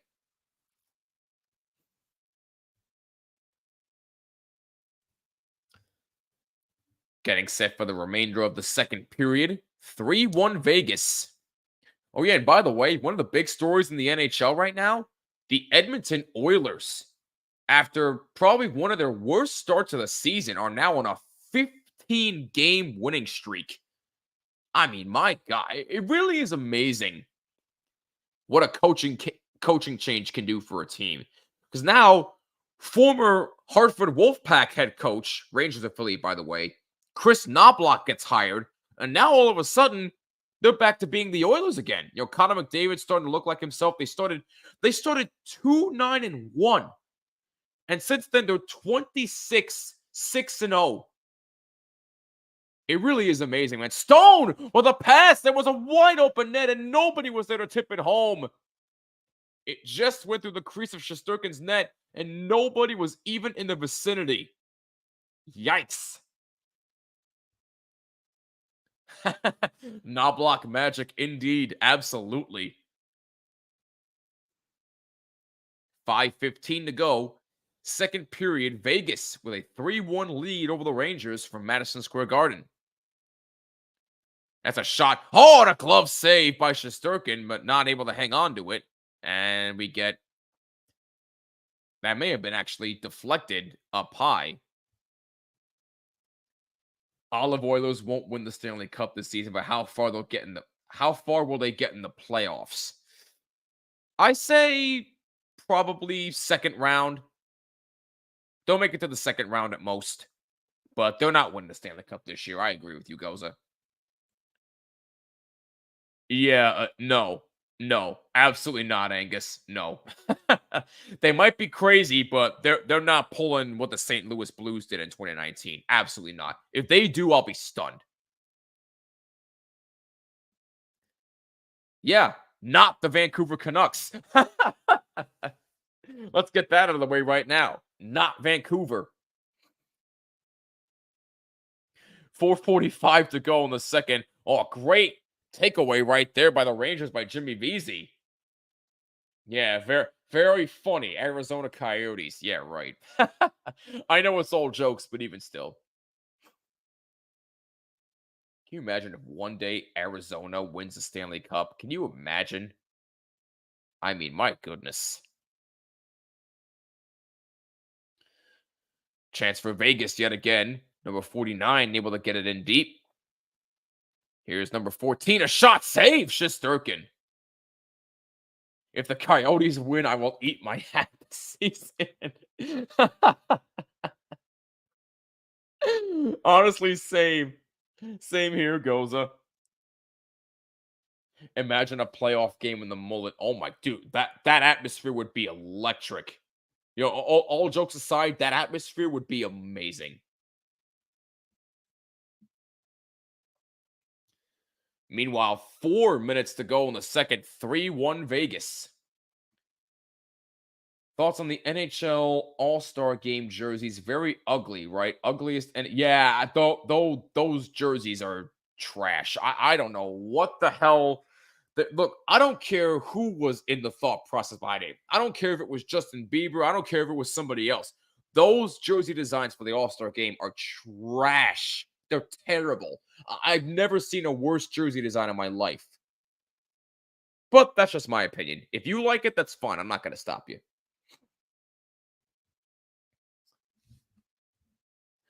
Honestly, it's been kind of fun to see when Arizona has their stretches of success. Yes, it has. Yes, it has. I agree with you. You know, but Clayton Keller can't do everything by himself, so the red jersey looks like a McDonald's jersey. I was thinking the same thing. I was thinking the exact same thing. Oh my god. Rangers move in the zone. They trail 3-1. That shot blocked in front. Schneider keeps it in. Here's Miller. Miller gets a shot off. It's deflected up high. And out to center ice. 3 minutes to go, second period. Keandre Miller with the puck. Now Schneider. Schneider gets it out to center. Vegas moves in. 46 moving in. Good hit by Keandre Miller. Pass along for 51. Fan on the shot. Good pressure by Braden Schneider, though.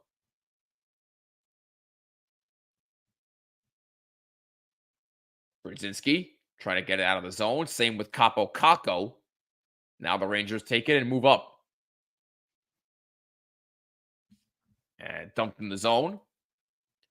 Those All-Star Game jerseys will go in the clearance racks.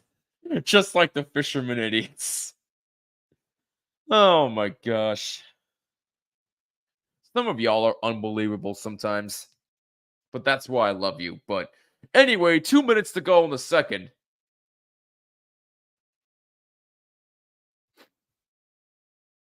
3-1 Vegas leads. That shot from the blue line is a save by Shesterkin. Hard shot by number 16 of Vegas. And Shesterkin with a good save. Oh, God. Why are you going to show the jerseys on ESPN now? Why? Those are so trash. Oh, my gosh. They're so bad.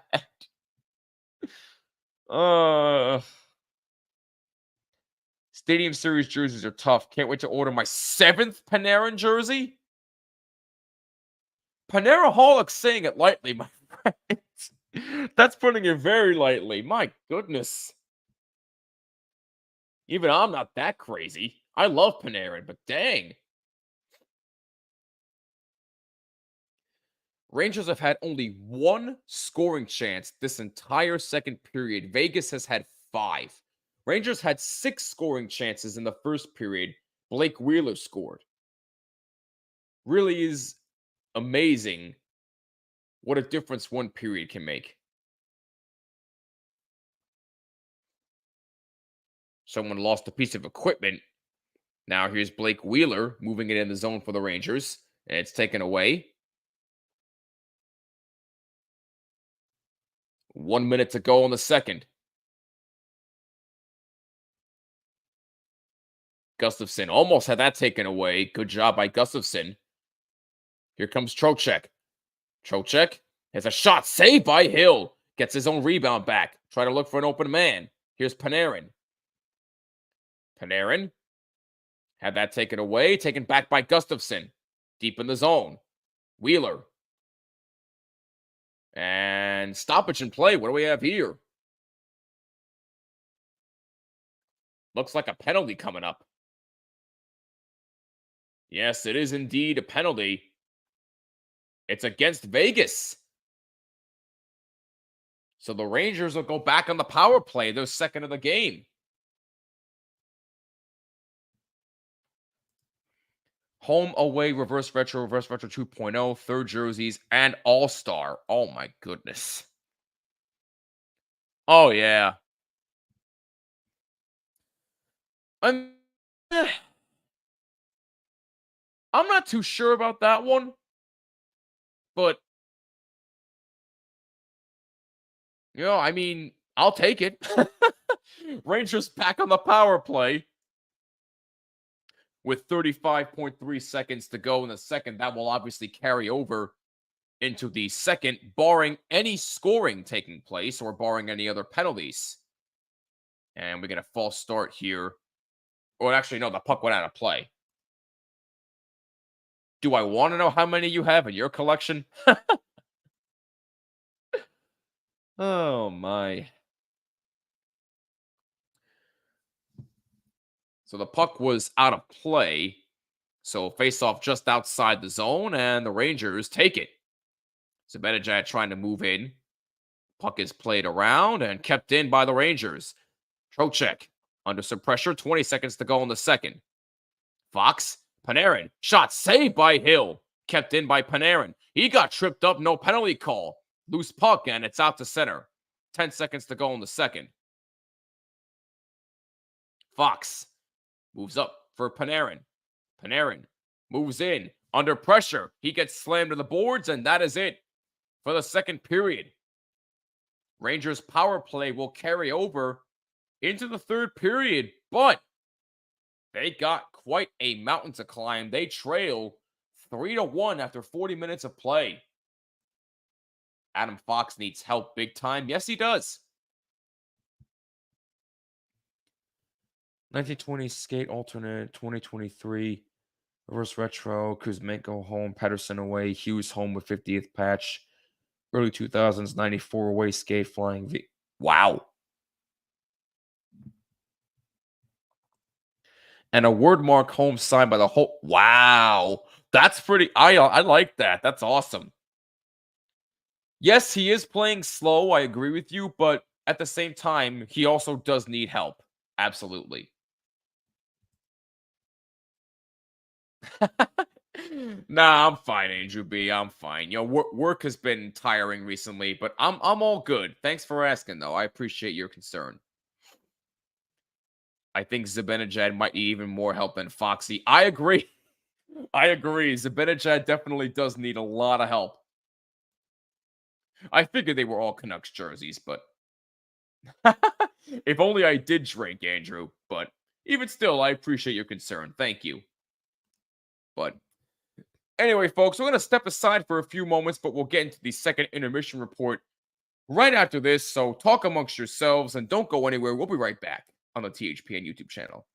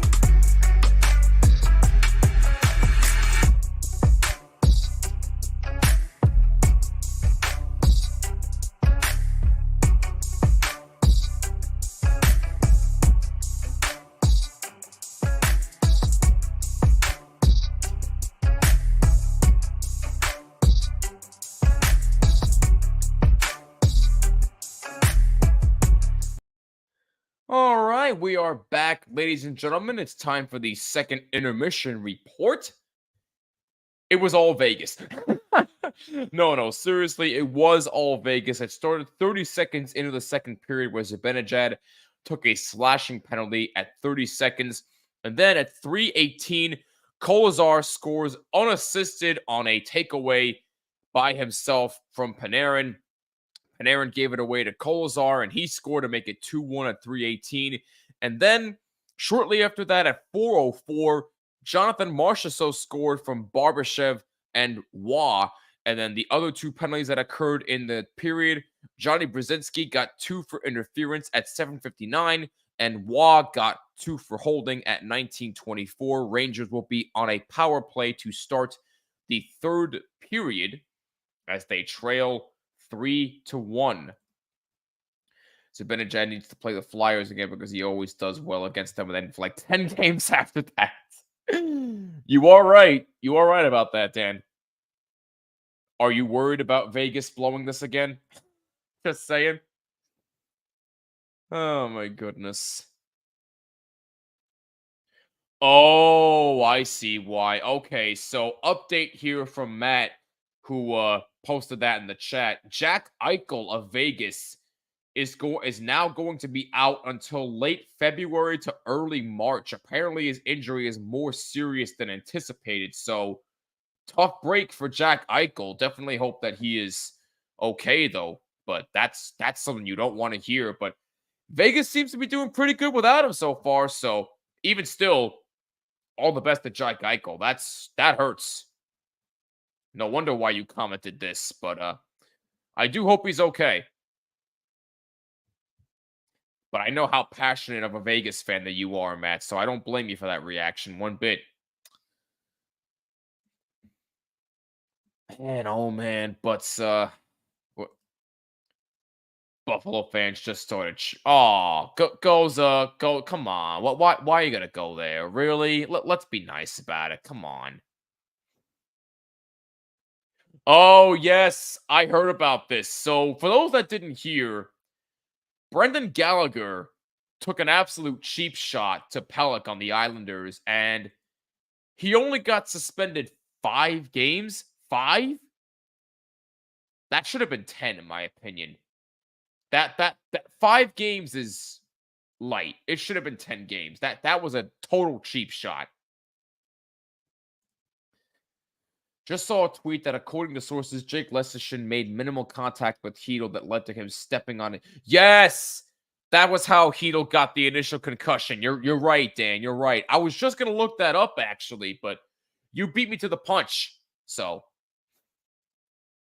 5 is the highest suspension this year on a contact play. Okay. That rule I did not know. I thought it could have been more than that. So if that's the case, then that's fair. But that was still a cheap shot, no matter how you put it. It was still really bad.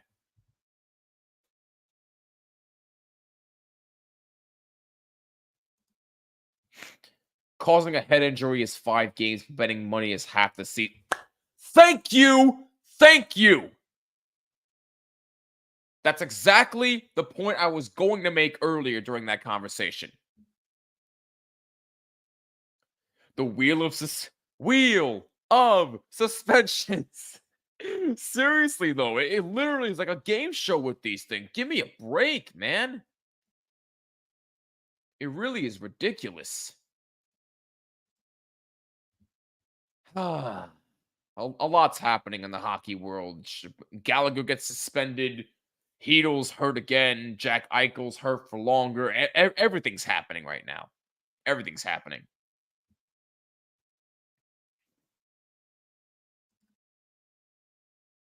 Pinto could have been playing loads of games. Yeah, Shane Pinto. I forgot about him, to be honest with you. What kind of car do I drive? Very interesting question there. But I've got a Volvo. That's all I'm going to say. I think Pinto was like 1 or 2 games. Oh, that would explain why I haven't seen him. Okay. What did he get suspended for again? I forget what Pinto got suspended. Oh wait, didn't he wasn't he the one that bet on games Or was that something else?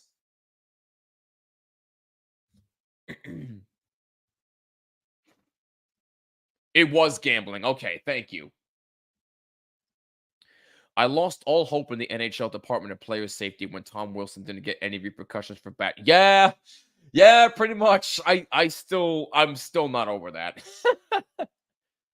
Sens have had a tough. Yeah, Senators have been a roller coaster this year, but I don't know. A lot's happened. This entire NHL season has been weird, to say the least. All right, folks, we're going to take one more commercial break, but when we come back, actually, the third period will. Yeah, okay, I'll play along. Yep, screw Tom Wilson, indeed. He deserves to be out for one season. Thank you. At least some people are on my side. Anyway, we're going to step aside one more time tonight, but when we come back, the third period will commence. So don't go anywhere. We'll be right back on the THPN YouTube channel.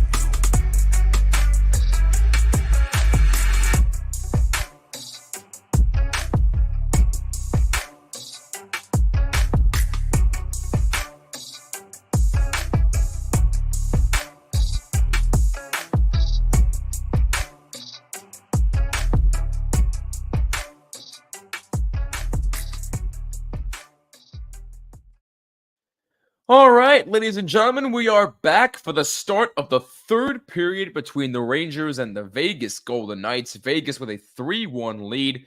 Rangers lead in shots with 22-14 and shot attempts with 43-31. Vegas leads in block shots 12-7, and they are the ones with a 3-1 lead as of right now. Rangers are starting the third period on the power play, and that was due to a Nick Waugh holding penalty at 19:24 of the second period. Fun fact, 1924, 2 years before the Rangers came into the league. Explains why they're one of the original 6 teams. We are underway in the third period. Vegas wins the draw. Rangers have a minute 20 remaining in the power play as Vegas dumps it in the zone right off the draw. Panarin takes it. Now Fox. Rangers desperate to get something going offensively here as this puck is taken away by Vegas and Mark Stone is able to clear it. I knew you were joking about Tom Wilson, but even still. Rangers' only chance to do anything this year is generous calls. First of all, thank you for tuning in, PJ. And secondly, outside of maybe 1 or 2 missed calls, as Fox makes a good play to take that away from number 21 of Vegas, who had a good shorthanded chance there. Outside of 1 or 2, maybe 3 missed calls, the refs have not played a role in this game at all. So it is what it is there. Wheel of Fortune NHL Player Edition. Yeah, that's right. That shot saved by Hill. He's got the rebound too. Chris Kreider with a couple of chances in front. And Aiden Hill robbed him. 27 seconds to go in the Rangers' power play. In my opinion, there will be a future sporting gambling event which will involve players that will rock the sports world to the point of leagues not nearly getting involved with the gaming industry. I would not be surprised if that happens, to be honest with you, Angus. Because sports betting has become so popular nowadays that, everybody's doing it. Lafreniere, now Trouba, Wheeler, 20 seconds to go on the power play. Behind the net for Brzezinski. Brzezinski looking for an open man. Taken away by Stone, and he clears. Not sure who Brzezinski was trying to give that to. But Trouba trying to play keep away. And a loose puck now. Lafreniere takes it back. Power play is over. Teams are back at full strength. Neither team has had power play success tonight. And Keandre Miller shoots it just wide. Mark Stone tried to clear it out. Kept in. Good keep in there by the Rangers. Here comes Miller. Miller trying to pass in front, and it's blocked. Jimmy Vesey had that taken away. Here's Whitecloud for Vegas. Now Stone. Stone had that taken away. Dumped in the zone. 2 minutes in, third period. Vegas leads 3-1, and now here comes Vegas.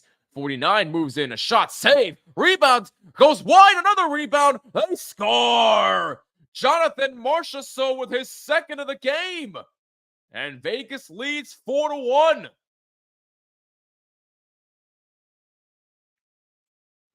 Wow. Things are really going from bad to worse here for the Rangers as Vegas really sticking it to them. Shesterkin made the initial save. The other shot went wide, and Marchessault able to cash in on the rebound and get his second of the game. Shesterkin not able to dive back in time. That's just good. That's just good alertness from Marchessault. His second multi-goal game in the last 3. So Marchessault is on fire right now. That is now a 6-game point streak for Jonathan Marchessault. And Vegas is now leading 4-1. Now it's become a tougher hill to climb for the Rangers as now they move in. That shot deflected just wide. Oh, man. Well, Rangers are definitely getting more people in front of the net, but they just keep missing. They can't finish.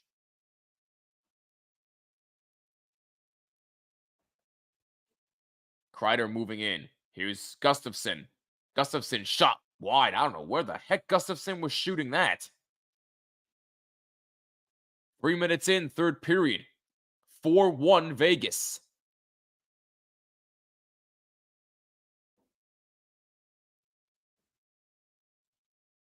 Gustafsson going back. I definitely feel your frustration, Dan. I'm sorry, Jimmy, but all I can say... well. Yeah, that's about right. Oh, my goodness.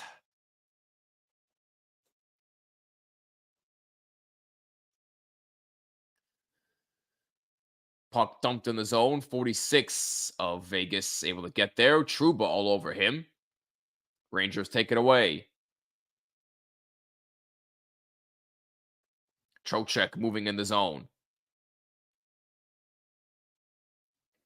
Brzezinski shoots, looking for a deflection, and it goes wide. Trocheck plays it deep.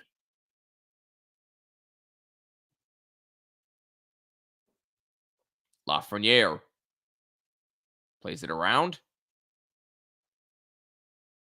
Trouba has to play it onside. Rangers have to regroup. Both teams make line changes. Shots are 23-16 in favor of the Rangers, but it's Vegas who has a 4-1 lead. Don't let Vincent Trocheck shoot anymore. Nah, he's been red hot for the Rangers. Let him keep shooting it. Just saying. Come on, Trouba, the train is late today. Rangers do have 7 comeback wins, but considering their struggles, that may be a bit out of reach tonight, but anything can happen in the sport of hockey, so we shall see. I doubt it, but we'll see. Vegas moves in the zone again. Barclay Goodrow pressuring. Puck is out of the zone. Rangers race down. Here comes Keandre Miller. Miller plays it around. Looks for an opening. Loose puck. And Gustafsson gets there and shoots. May have gotten a slight piece of Adin Hill.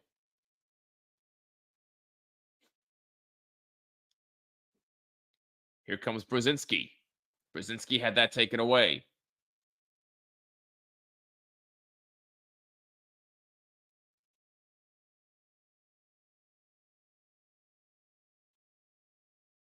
Ivan Barbashev has 2 assists tonight for Vegas and only 1 shot on goal in nearly 11 minutes of ice time. So a good night for Ivan Barbashev. Nicholas Waugh has 2 assists on 2 shots on goal with nearly 13 minutes of ice time. Capo Caco trying to keep in. It's taken away by Vegas. And here comes a 2-on-1 developing. Here comes number 21. A pass in front. Save! Shesterkin. Big time save by Igor.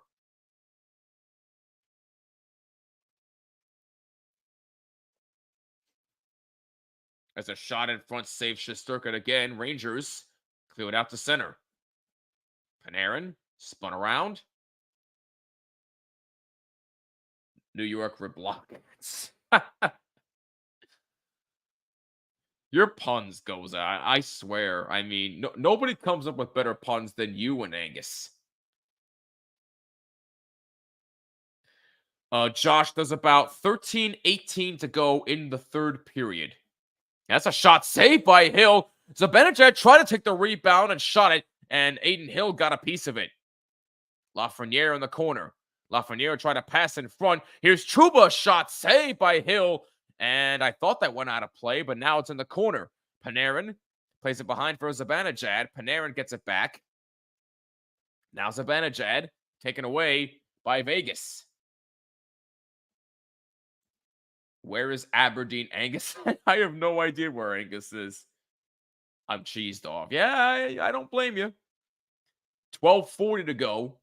Third period. 4-1 Vegas leads. Here comes Chris Kreider.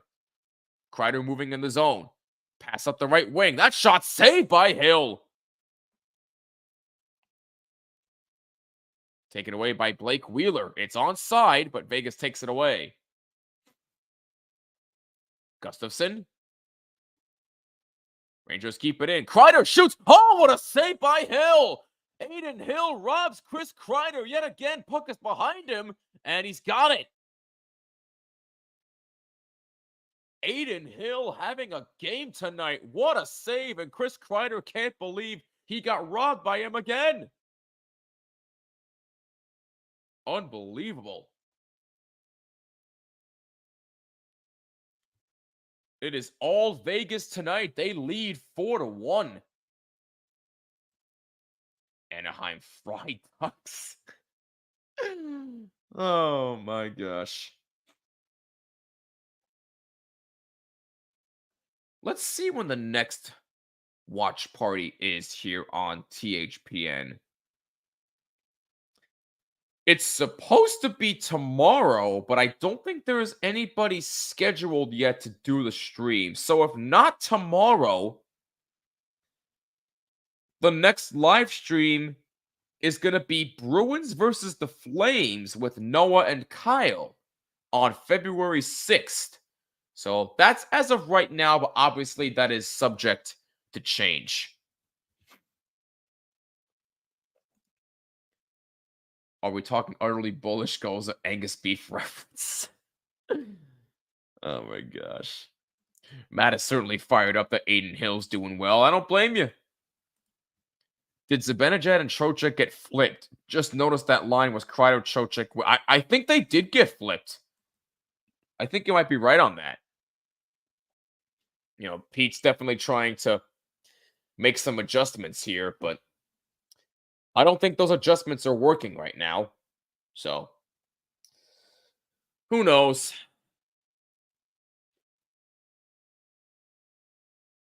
All I do know is the Rangers better get their act together and do something here. Otherwise, you know, if they lose tonight and lose to Ottawa tomorrow, I'm going to come close to hitting the panic button on this team. Because there's absolutely no excuse for this stretch that they're in right. I get it. Teams go through slumps. I get it.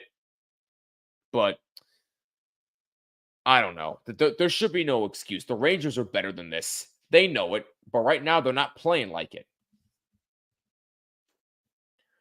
Trocheck is not out. He is in the face-off circle right now. Don't know anything about the NHL. Hey, you know what? You're here to learn. It's all good, Joshua. That shot off the draw, saved by Hill. Rangers keep in. That shot goes wide of the net. Wheeler behind the net. 11:53 to go in the third. That shot deflected. That actually went off a Vegas defender, and it went wide. Rangers keeping in the zone. Now Vegas takes it away. Now Pietrangelo moves it. It's kept in. Good keep in by Adam Fox.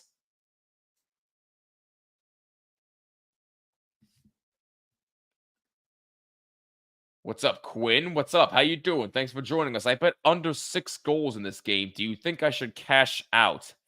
Oh, that shot deflected just wide. Yikes. I am no gambling expert, my man. That's totally your decision. But the way this game is going, I would say yes. I don't know. That's just me. Who scored for Vegas? Jonathan Marchessault did twice. Rempal did. And, gosh, who else scored? Kolzar.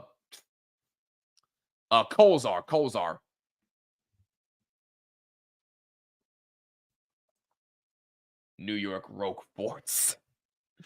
I don't even know what to say to that one. Rangers win the draw again. Rangers have done good on faceoffs tonight, but they are still struggling to score. Keandre Miller moves in, taken away by Mark Stone. That's another problem. Turnovers. Vegas moves in. That shot saves Shesterkin. That's a shot save Shesterkin again. This time he hangs on.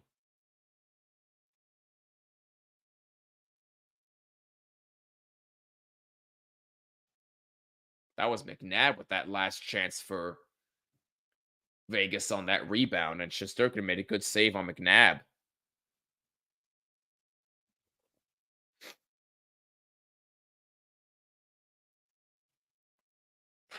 That save literally knocked the stick out of Shesterkin. Yikes.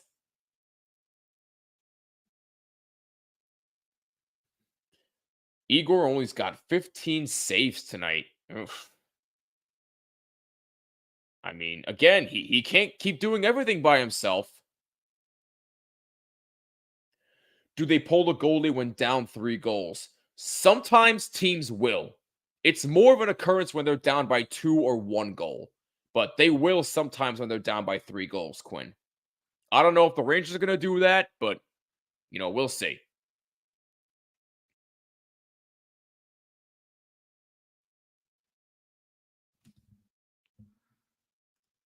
It probably doesn't help that the Rangers, with all their come from behind wins, statistically speaking, teams with that kind of pattern ends up losing a bunch in a row. Really? Where'd you hear that statistic from, Angus? Meanwhile, that's on goal, stopped by Aiden Hill. No, it has not been a great year for Igor by any stretch, but again, his team's not playing well enough. It's a team effort. It can't just be Igor every single night. Just saying. New York medium rare strip. Wow, Angus. I'm rude tonight because we had our friend over to watch TV and we're hanging out. Oh, that explains it. I forgive you. I forgive you, Andrew. You're good. 9:30 to go, third period. Rangers trail 4-1. Rangers have 10 losses this season by 3 or more goals. That is tied for the most among current playoff teams, and that includes the Nashville Predators. Panthers still leading the Penguins 2-1 going into the third period.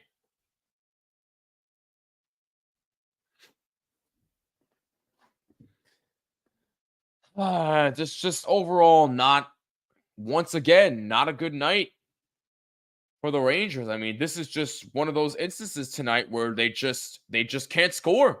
Other than Blake Wheeler, surprisingly, they are struggling to score goals. They haven't been able to get that chemistry going that they've been able to get together all season.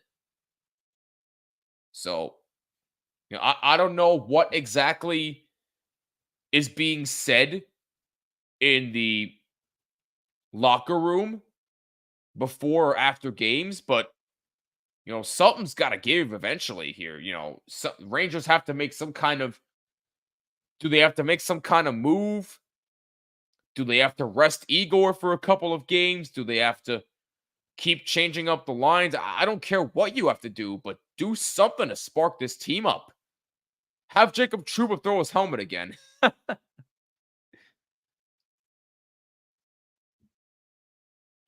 Hey, again, man, it's all good. I forgive you. Oh, looks like Colorado took a 1-0 lead over the LA Kings. Did Zach Parise score? If he did, I'm going to laugh.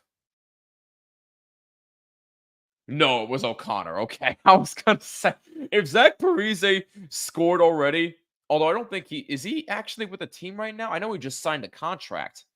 Is he actually with the team tonight?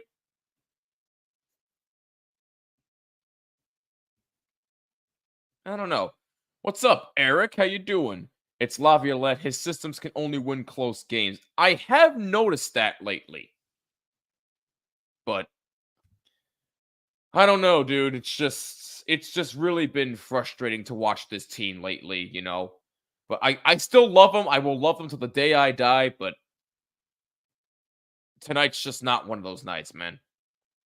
But it is still fun chatting with you guys. I still really do enjoy doing these streams. And I love talking to you guys. I love talking hockey, talking anything Rangers related, anything that's hockey related in general. I just love you guys. You guys definitely are some of the best supporters that we have ever come across, and we really are thankful.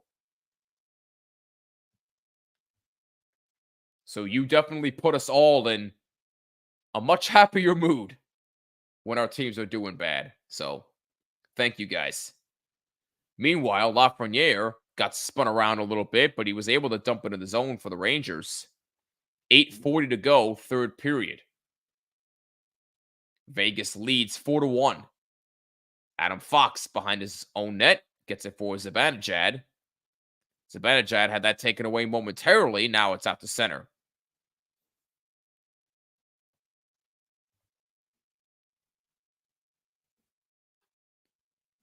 Here's Gustafsson.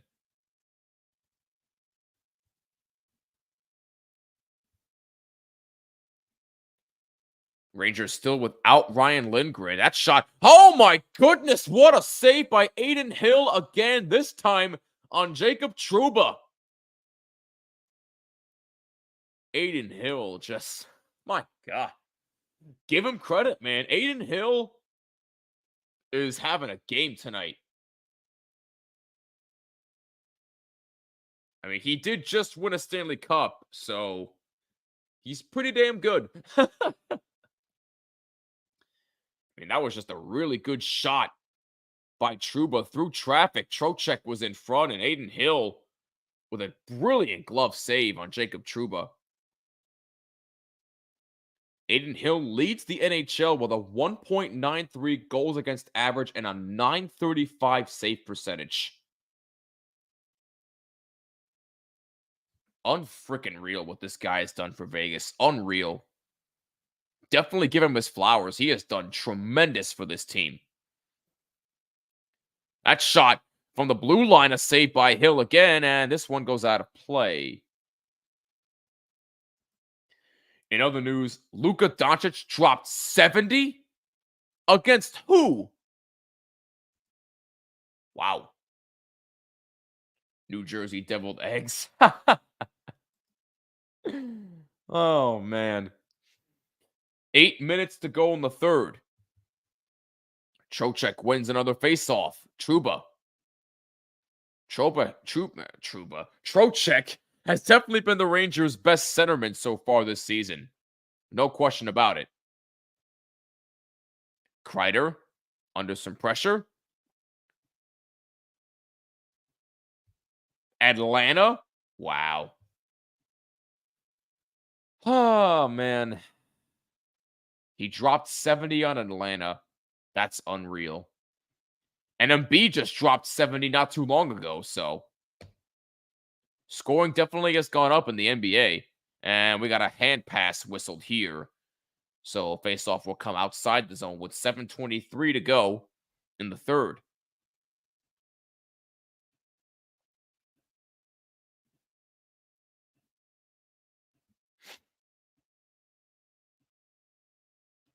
You figure Jonathan Quick will get the start tomorrow against Ottawa. So you can definitely expect that. Karl-Anthony Towns scored 70 this year too. I'm not really a huge basketball person. Like, I'm not really a huge fan, but I will watch if there's nothing else on. Who did Karl-Anthony Towns score 70 against? The New York Pancakes. I did just see that, Andrew. Thanks. 73 now for Luka. Wow. My goodness. Keandre Miller keeps in for the Rangers. Will Cooley.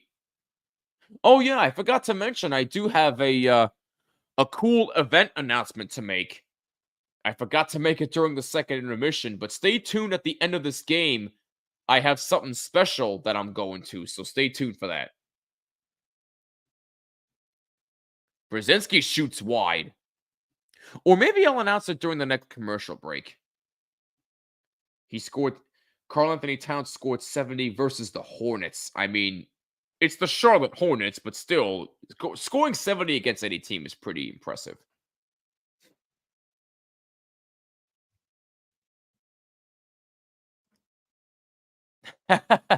New Jersey cheeseburger. Nice, Andrew.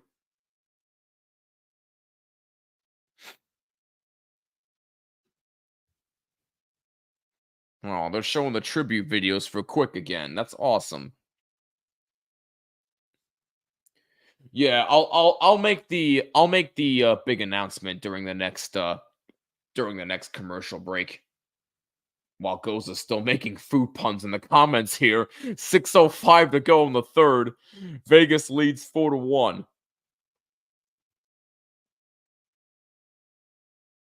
Vegas has not given the Rangers much of anything yet again. They did it to them in Vegas, and they're doing it again here at Madison Square Garden. I know you miss Quick, Matt. I know you do. I know he only played 10 games, but those 10 games were definitely meaningful for Jonathan Quick in Vegas. No question.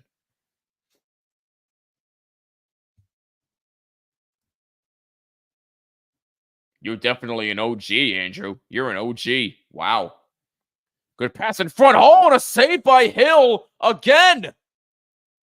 Aiden Hill definitely want to call the cops multiple times on him. He just keeps robbing people like crazy.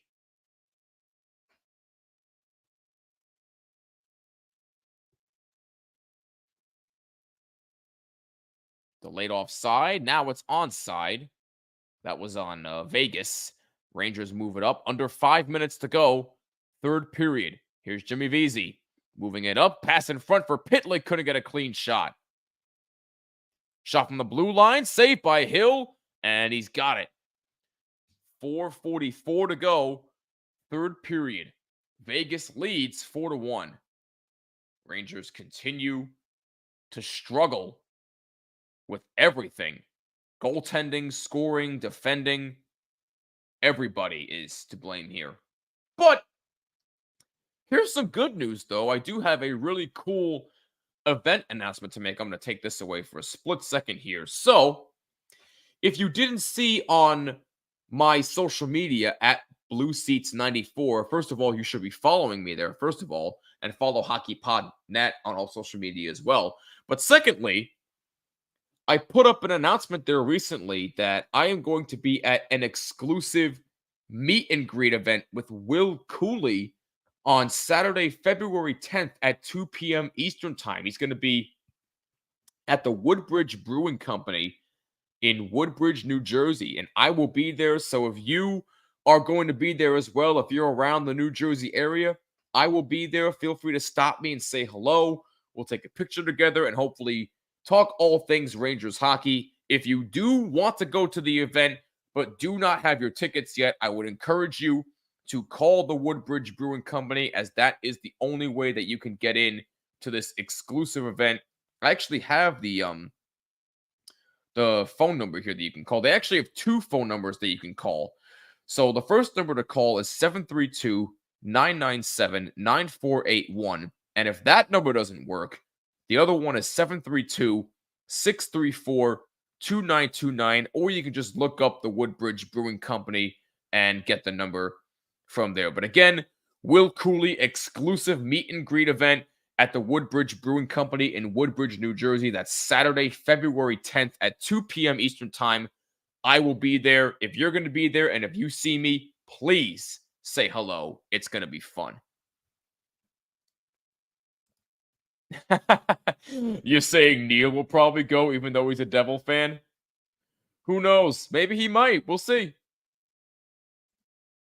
I remember he came in for Logan Thompson against Carolina and got the win for him when he got. I do remember that game as well. You're talking about Quick, obviously. I remember that game. Absolutely. Bit of a long drive and a long flight. Hey, no worries, fellas. I do hope to meet some good fans there, though. That shot saved by Hill. Puck behind the net now. Oh, I forgot to put this back up. My mistake. Panarin. Back for him. Now it's Trocheck. Back for Fox. Fox moving in, looking for a lane. Rangers desperate to try and get something here. At least end this game on a high note. And they have pulled Shesterkin, so the Rangers net is empty with 4 minutes to go in the third. Extra skater on.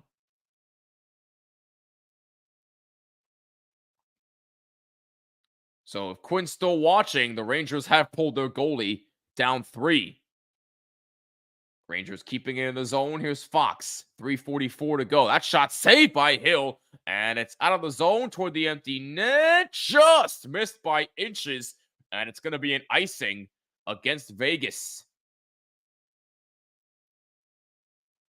Kreider having words with the ref about something.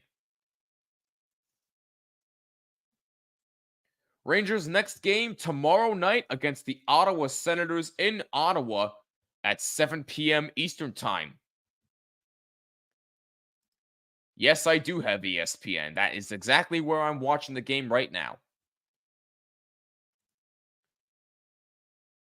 My doctor will make a final decision on whether I can go on an airplane. I'm hoping to go to Germany. Oh, I see why, yeah. Looks like the Rangers have called timeout. Good timeout used by Peter Laviolette, even though it probably will not mean much. Who's hosting the meet and greet, you mean, that I announced earlier? It's going to be at the Woodbridge Brewing Company in Woodbridge, New Jersey. Will Cooley is the special guest that's going to be there, New York Rangers rookie.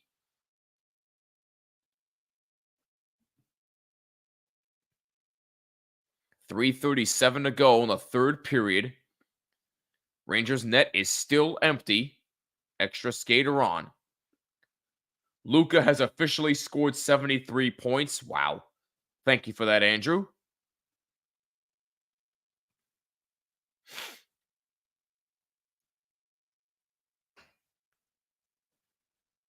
Face-off in the Vegas zone. Rangers win another face-off. Trocheck does it again. Here's Fox, now Panarin. Takes a shot. It's blocked in front. Lafreniere trying to get there. Now Kreider behind the net. Fox has to play it out of the zone. Rangers have to regroup.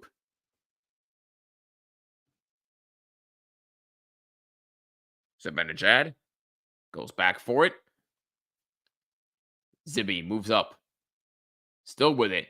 Pass up the right wing. A shot saved by Hill. Rebounds behind him. And now it's out for Panarin, who shoots. It's blocked in front. And a loose puck. And diving attempt. Empty net. No. And I don't know where the heck Stone was shooting that one, but that was a bad angle. And he missed the empty net by a lot. 2:40 to go in the third. And that shot is a save by Aiden Hill, and he holds it. 2:41 to go in the third. I hope to get to Germany next summer. I have a good friend who lives there. Well, that's pretty cool. Did you hear about the Pinstripe Pride event next week? No. What is this about? Now I'm curious. What Pinstripe Pride event? What's up, Jared? How you doing? Better late than never. Thanks so much for joining us. I see you're a Celtic fan, which is pretty nice. Even though I'm not really a big basketball fan. And I'm a New York guy, and I hate Boston. But still, it's pretty cool. Hill sees the puck short side. He covers up yet again. 2:33 to go. Yeah, please do. I'm actually curious about this. Is it some kind of charity softball game that CC Sabathia is doing? Or is this something completely different?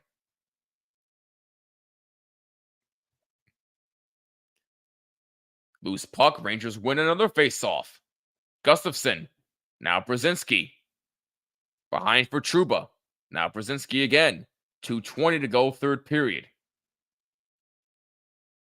Turnaround shot. Deflected up high and out of play.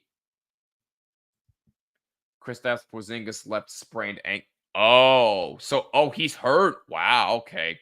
Yeah, I remember him with the Knicks.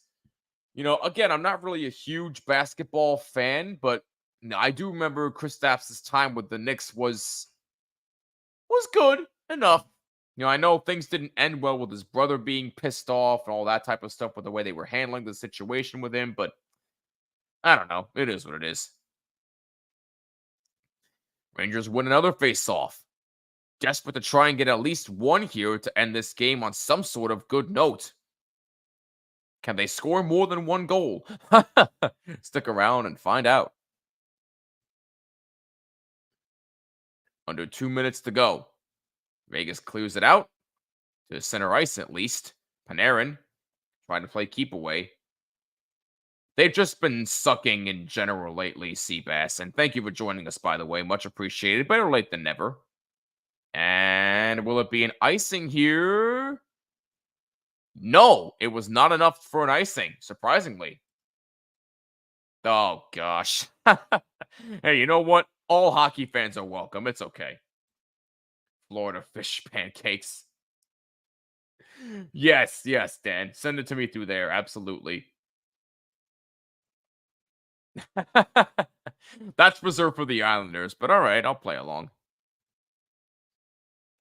And that's going to be an icing.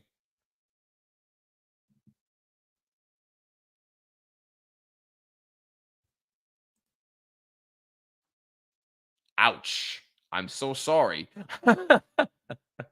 Yikes. Yeah, he was good. Henrik Lundqvist was pretty good. Just saying.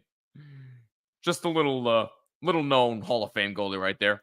Another face-off win. Hard shot by Trouba. Save, rebound, score! Capo Caco. And it's 4-2. Nice to see Capo Caco getting on the score sheet. So the Rangers have scored more than one goal. Who knew?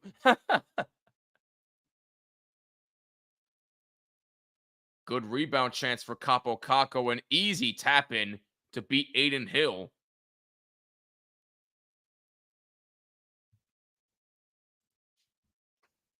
They already have retired his number, actually. They retired it a couple of years ago, and it's well deserved. 2-0 Avs now. Wow. Don't worry, I ain't gonna say anything to her. Don't worry. Long Island Gordons. It's not just Eichel who's out. They have a plethora of guys who are out due to injury, but Vegas seems to be doing very well. They're handling the injuries with, they're playing very well without their top guys. Give them a lot of credit. I know the Rangers are struggling right now, but Vegas is playing very well, minus a lot of guys being out. That goal does nothing for me. Yeah, it doesn't do anything for me either. Please don't be that troll. No, he didn't. And there's the shot that'll do it. It's a hat trick for Jonathan Marchessault. And it's a 5-2 Vegas lead, and that will put the icing on the cake.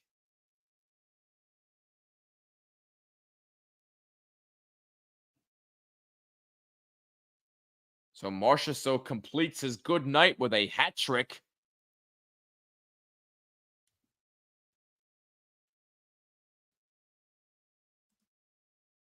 Spreadable flies. My God, man. Marchessault's 5th career hat trick, his 2nd this season. 4 with Vegas. That is a franchise record. And now Marchessault has 8 goals in his last 6 games. Unbelievable year for Jonathan Marchessault.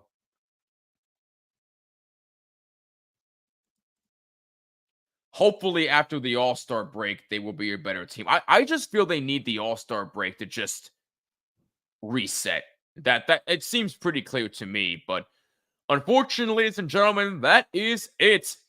Rangers lose 5-2 to the Vegas Golden Knights, and that will do it for tonight's game. And hey, at least it wasn't 5-1. No. In all seriousness, though, that just another frustrating loss for the Rangers. 3-6-2 now in their last 11 games. Not what you want, but good teams go through slumps, and the Rangers are looking terrible right now. But it is what it is. You think the Rangers need to make a trade or two? Who are we talking about trading here? Because I'm very curious about that comment. Because if you're going to say trade Igor, there's no way in hell that's going to happen. If you're going to say trade Zibanejad, no way in hell that's going to happen. So don't give me any of that nonsense that I've been hearing from Ranger fans over the past 2-3 weeks. So, but, Laviolette's been changing the lines around. You mentioned shaking the lines up a little bit. He has been, but nothing seems to be working right now. So I don't know what the solution is. There seems to be something going on in the locker room that we don't know about, but whatever it is, Something needs to happen. I don't care. No, they might make a move. They might. They might. And unfortunately, with the way the Rangers are playing right now, you're right. But the playoffs aren't starting today. So there ain't no way in hell they're getting swept by them anyway. And by the way, that's if they met in the Stanley Cup final. And in which case, you might be right. But if it was Florida, we'd be having a whole different conversation. Anybody could beat the Rangers in the playoffs. That's why I don't trust them. That's why I didn't pick them to win the Stanley Cup this year. My Stanley Cup final prediction this year is still Boston and Seattle. I still stand by that. With, unfortunately, Boston winning the Stanley Cup. But that's beside the point. Something's got to give with the Rangers. Something's got to give. 3-6-2 in their last 11 is no excuse. No excuse. You know, give Vegas credit. They were the better team tonight. You know, Matt's all fired up, and I don't blame him. He's a Vegas fan. He deserves it. But something's got to give for this team. Something has to happen, and it needs to happen fast. You got the All-Star break coming up. They can use the All-Star break to reset and just hopefully regain their focus. So, just another frustrating night for the Rangers. They lose tonight 5-2. They got another game tomorrow against Ottawa in Ottawa. They should win that game tomorrow. Jonathan Quick going to get the start, but who knows at this point? You know, I'm keeping my expectations low, but we'll see what happens. But anyway, that's going to wrap it up for tonight. Thank you guys so much, as always, for tuning in. If you enjoyed this and you want to keep on seeing more live streams like this, subscribe to the Hockey Podcast Network YouTube channel. I do not know if there actually is going to be a stream tomorrow. There is one supposed to be scheduled, but there is nobody in position to do the stream as of right now. I'm sure Kyle will update you guys on social media if things change there. But again, please make sure you subscribe to the Hockey Podcast Network YouTube channel if you are not already. We have wall-to-wall coverage of every single team in the National Hockey League. So subscribe on all audio platforms as well, and follow on all social media at HockeyPodNet. And please subscribe to my show, From the Blue Seats, a New York Rangers podcast on the Hockey Podcast Network. And follow me on socials as well at BlueSeats94, and use the hashtag BlueSeats to interact with me. And again, my show is sponsored by SeatGeek. Use code BlueSeats at checkout for $20 off your first ticket purchase. And as always, everything we do here on THPN is brought to you by our wonderful friends at DraftKings. Use code THPN to sign up and bet $5 on hockey or any sport and get $200 instantly in bonus bets with code THPN only at DraftKings. Must be 21 plus in select states, and please play responsibly. Once again, the final score tonight, the Vegas Golden Knights defeat the New York Rangers 5-2. I'm Jimmy Finizzi. This has been another THPN Watch Party. Thank you guys so much for tuning in, and we will catch you in the next live stream. Peace, and take care.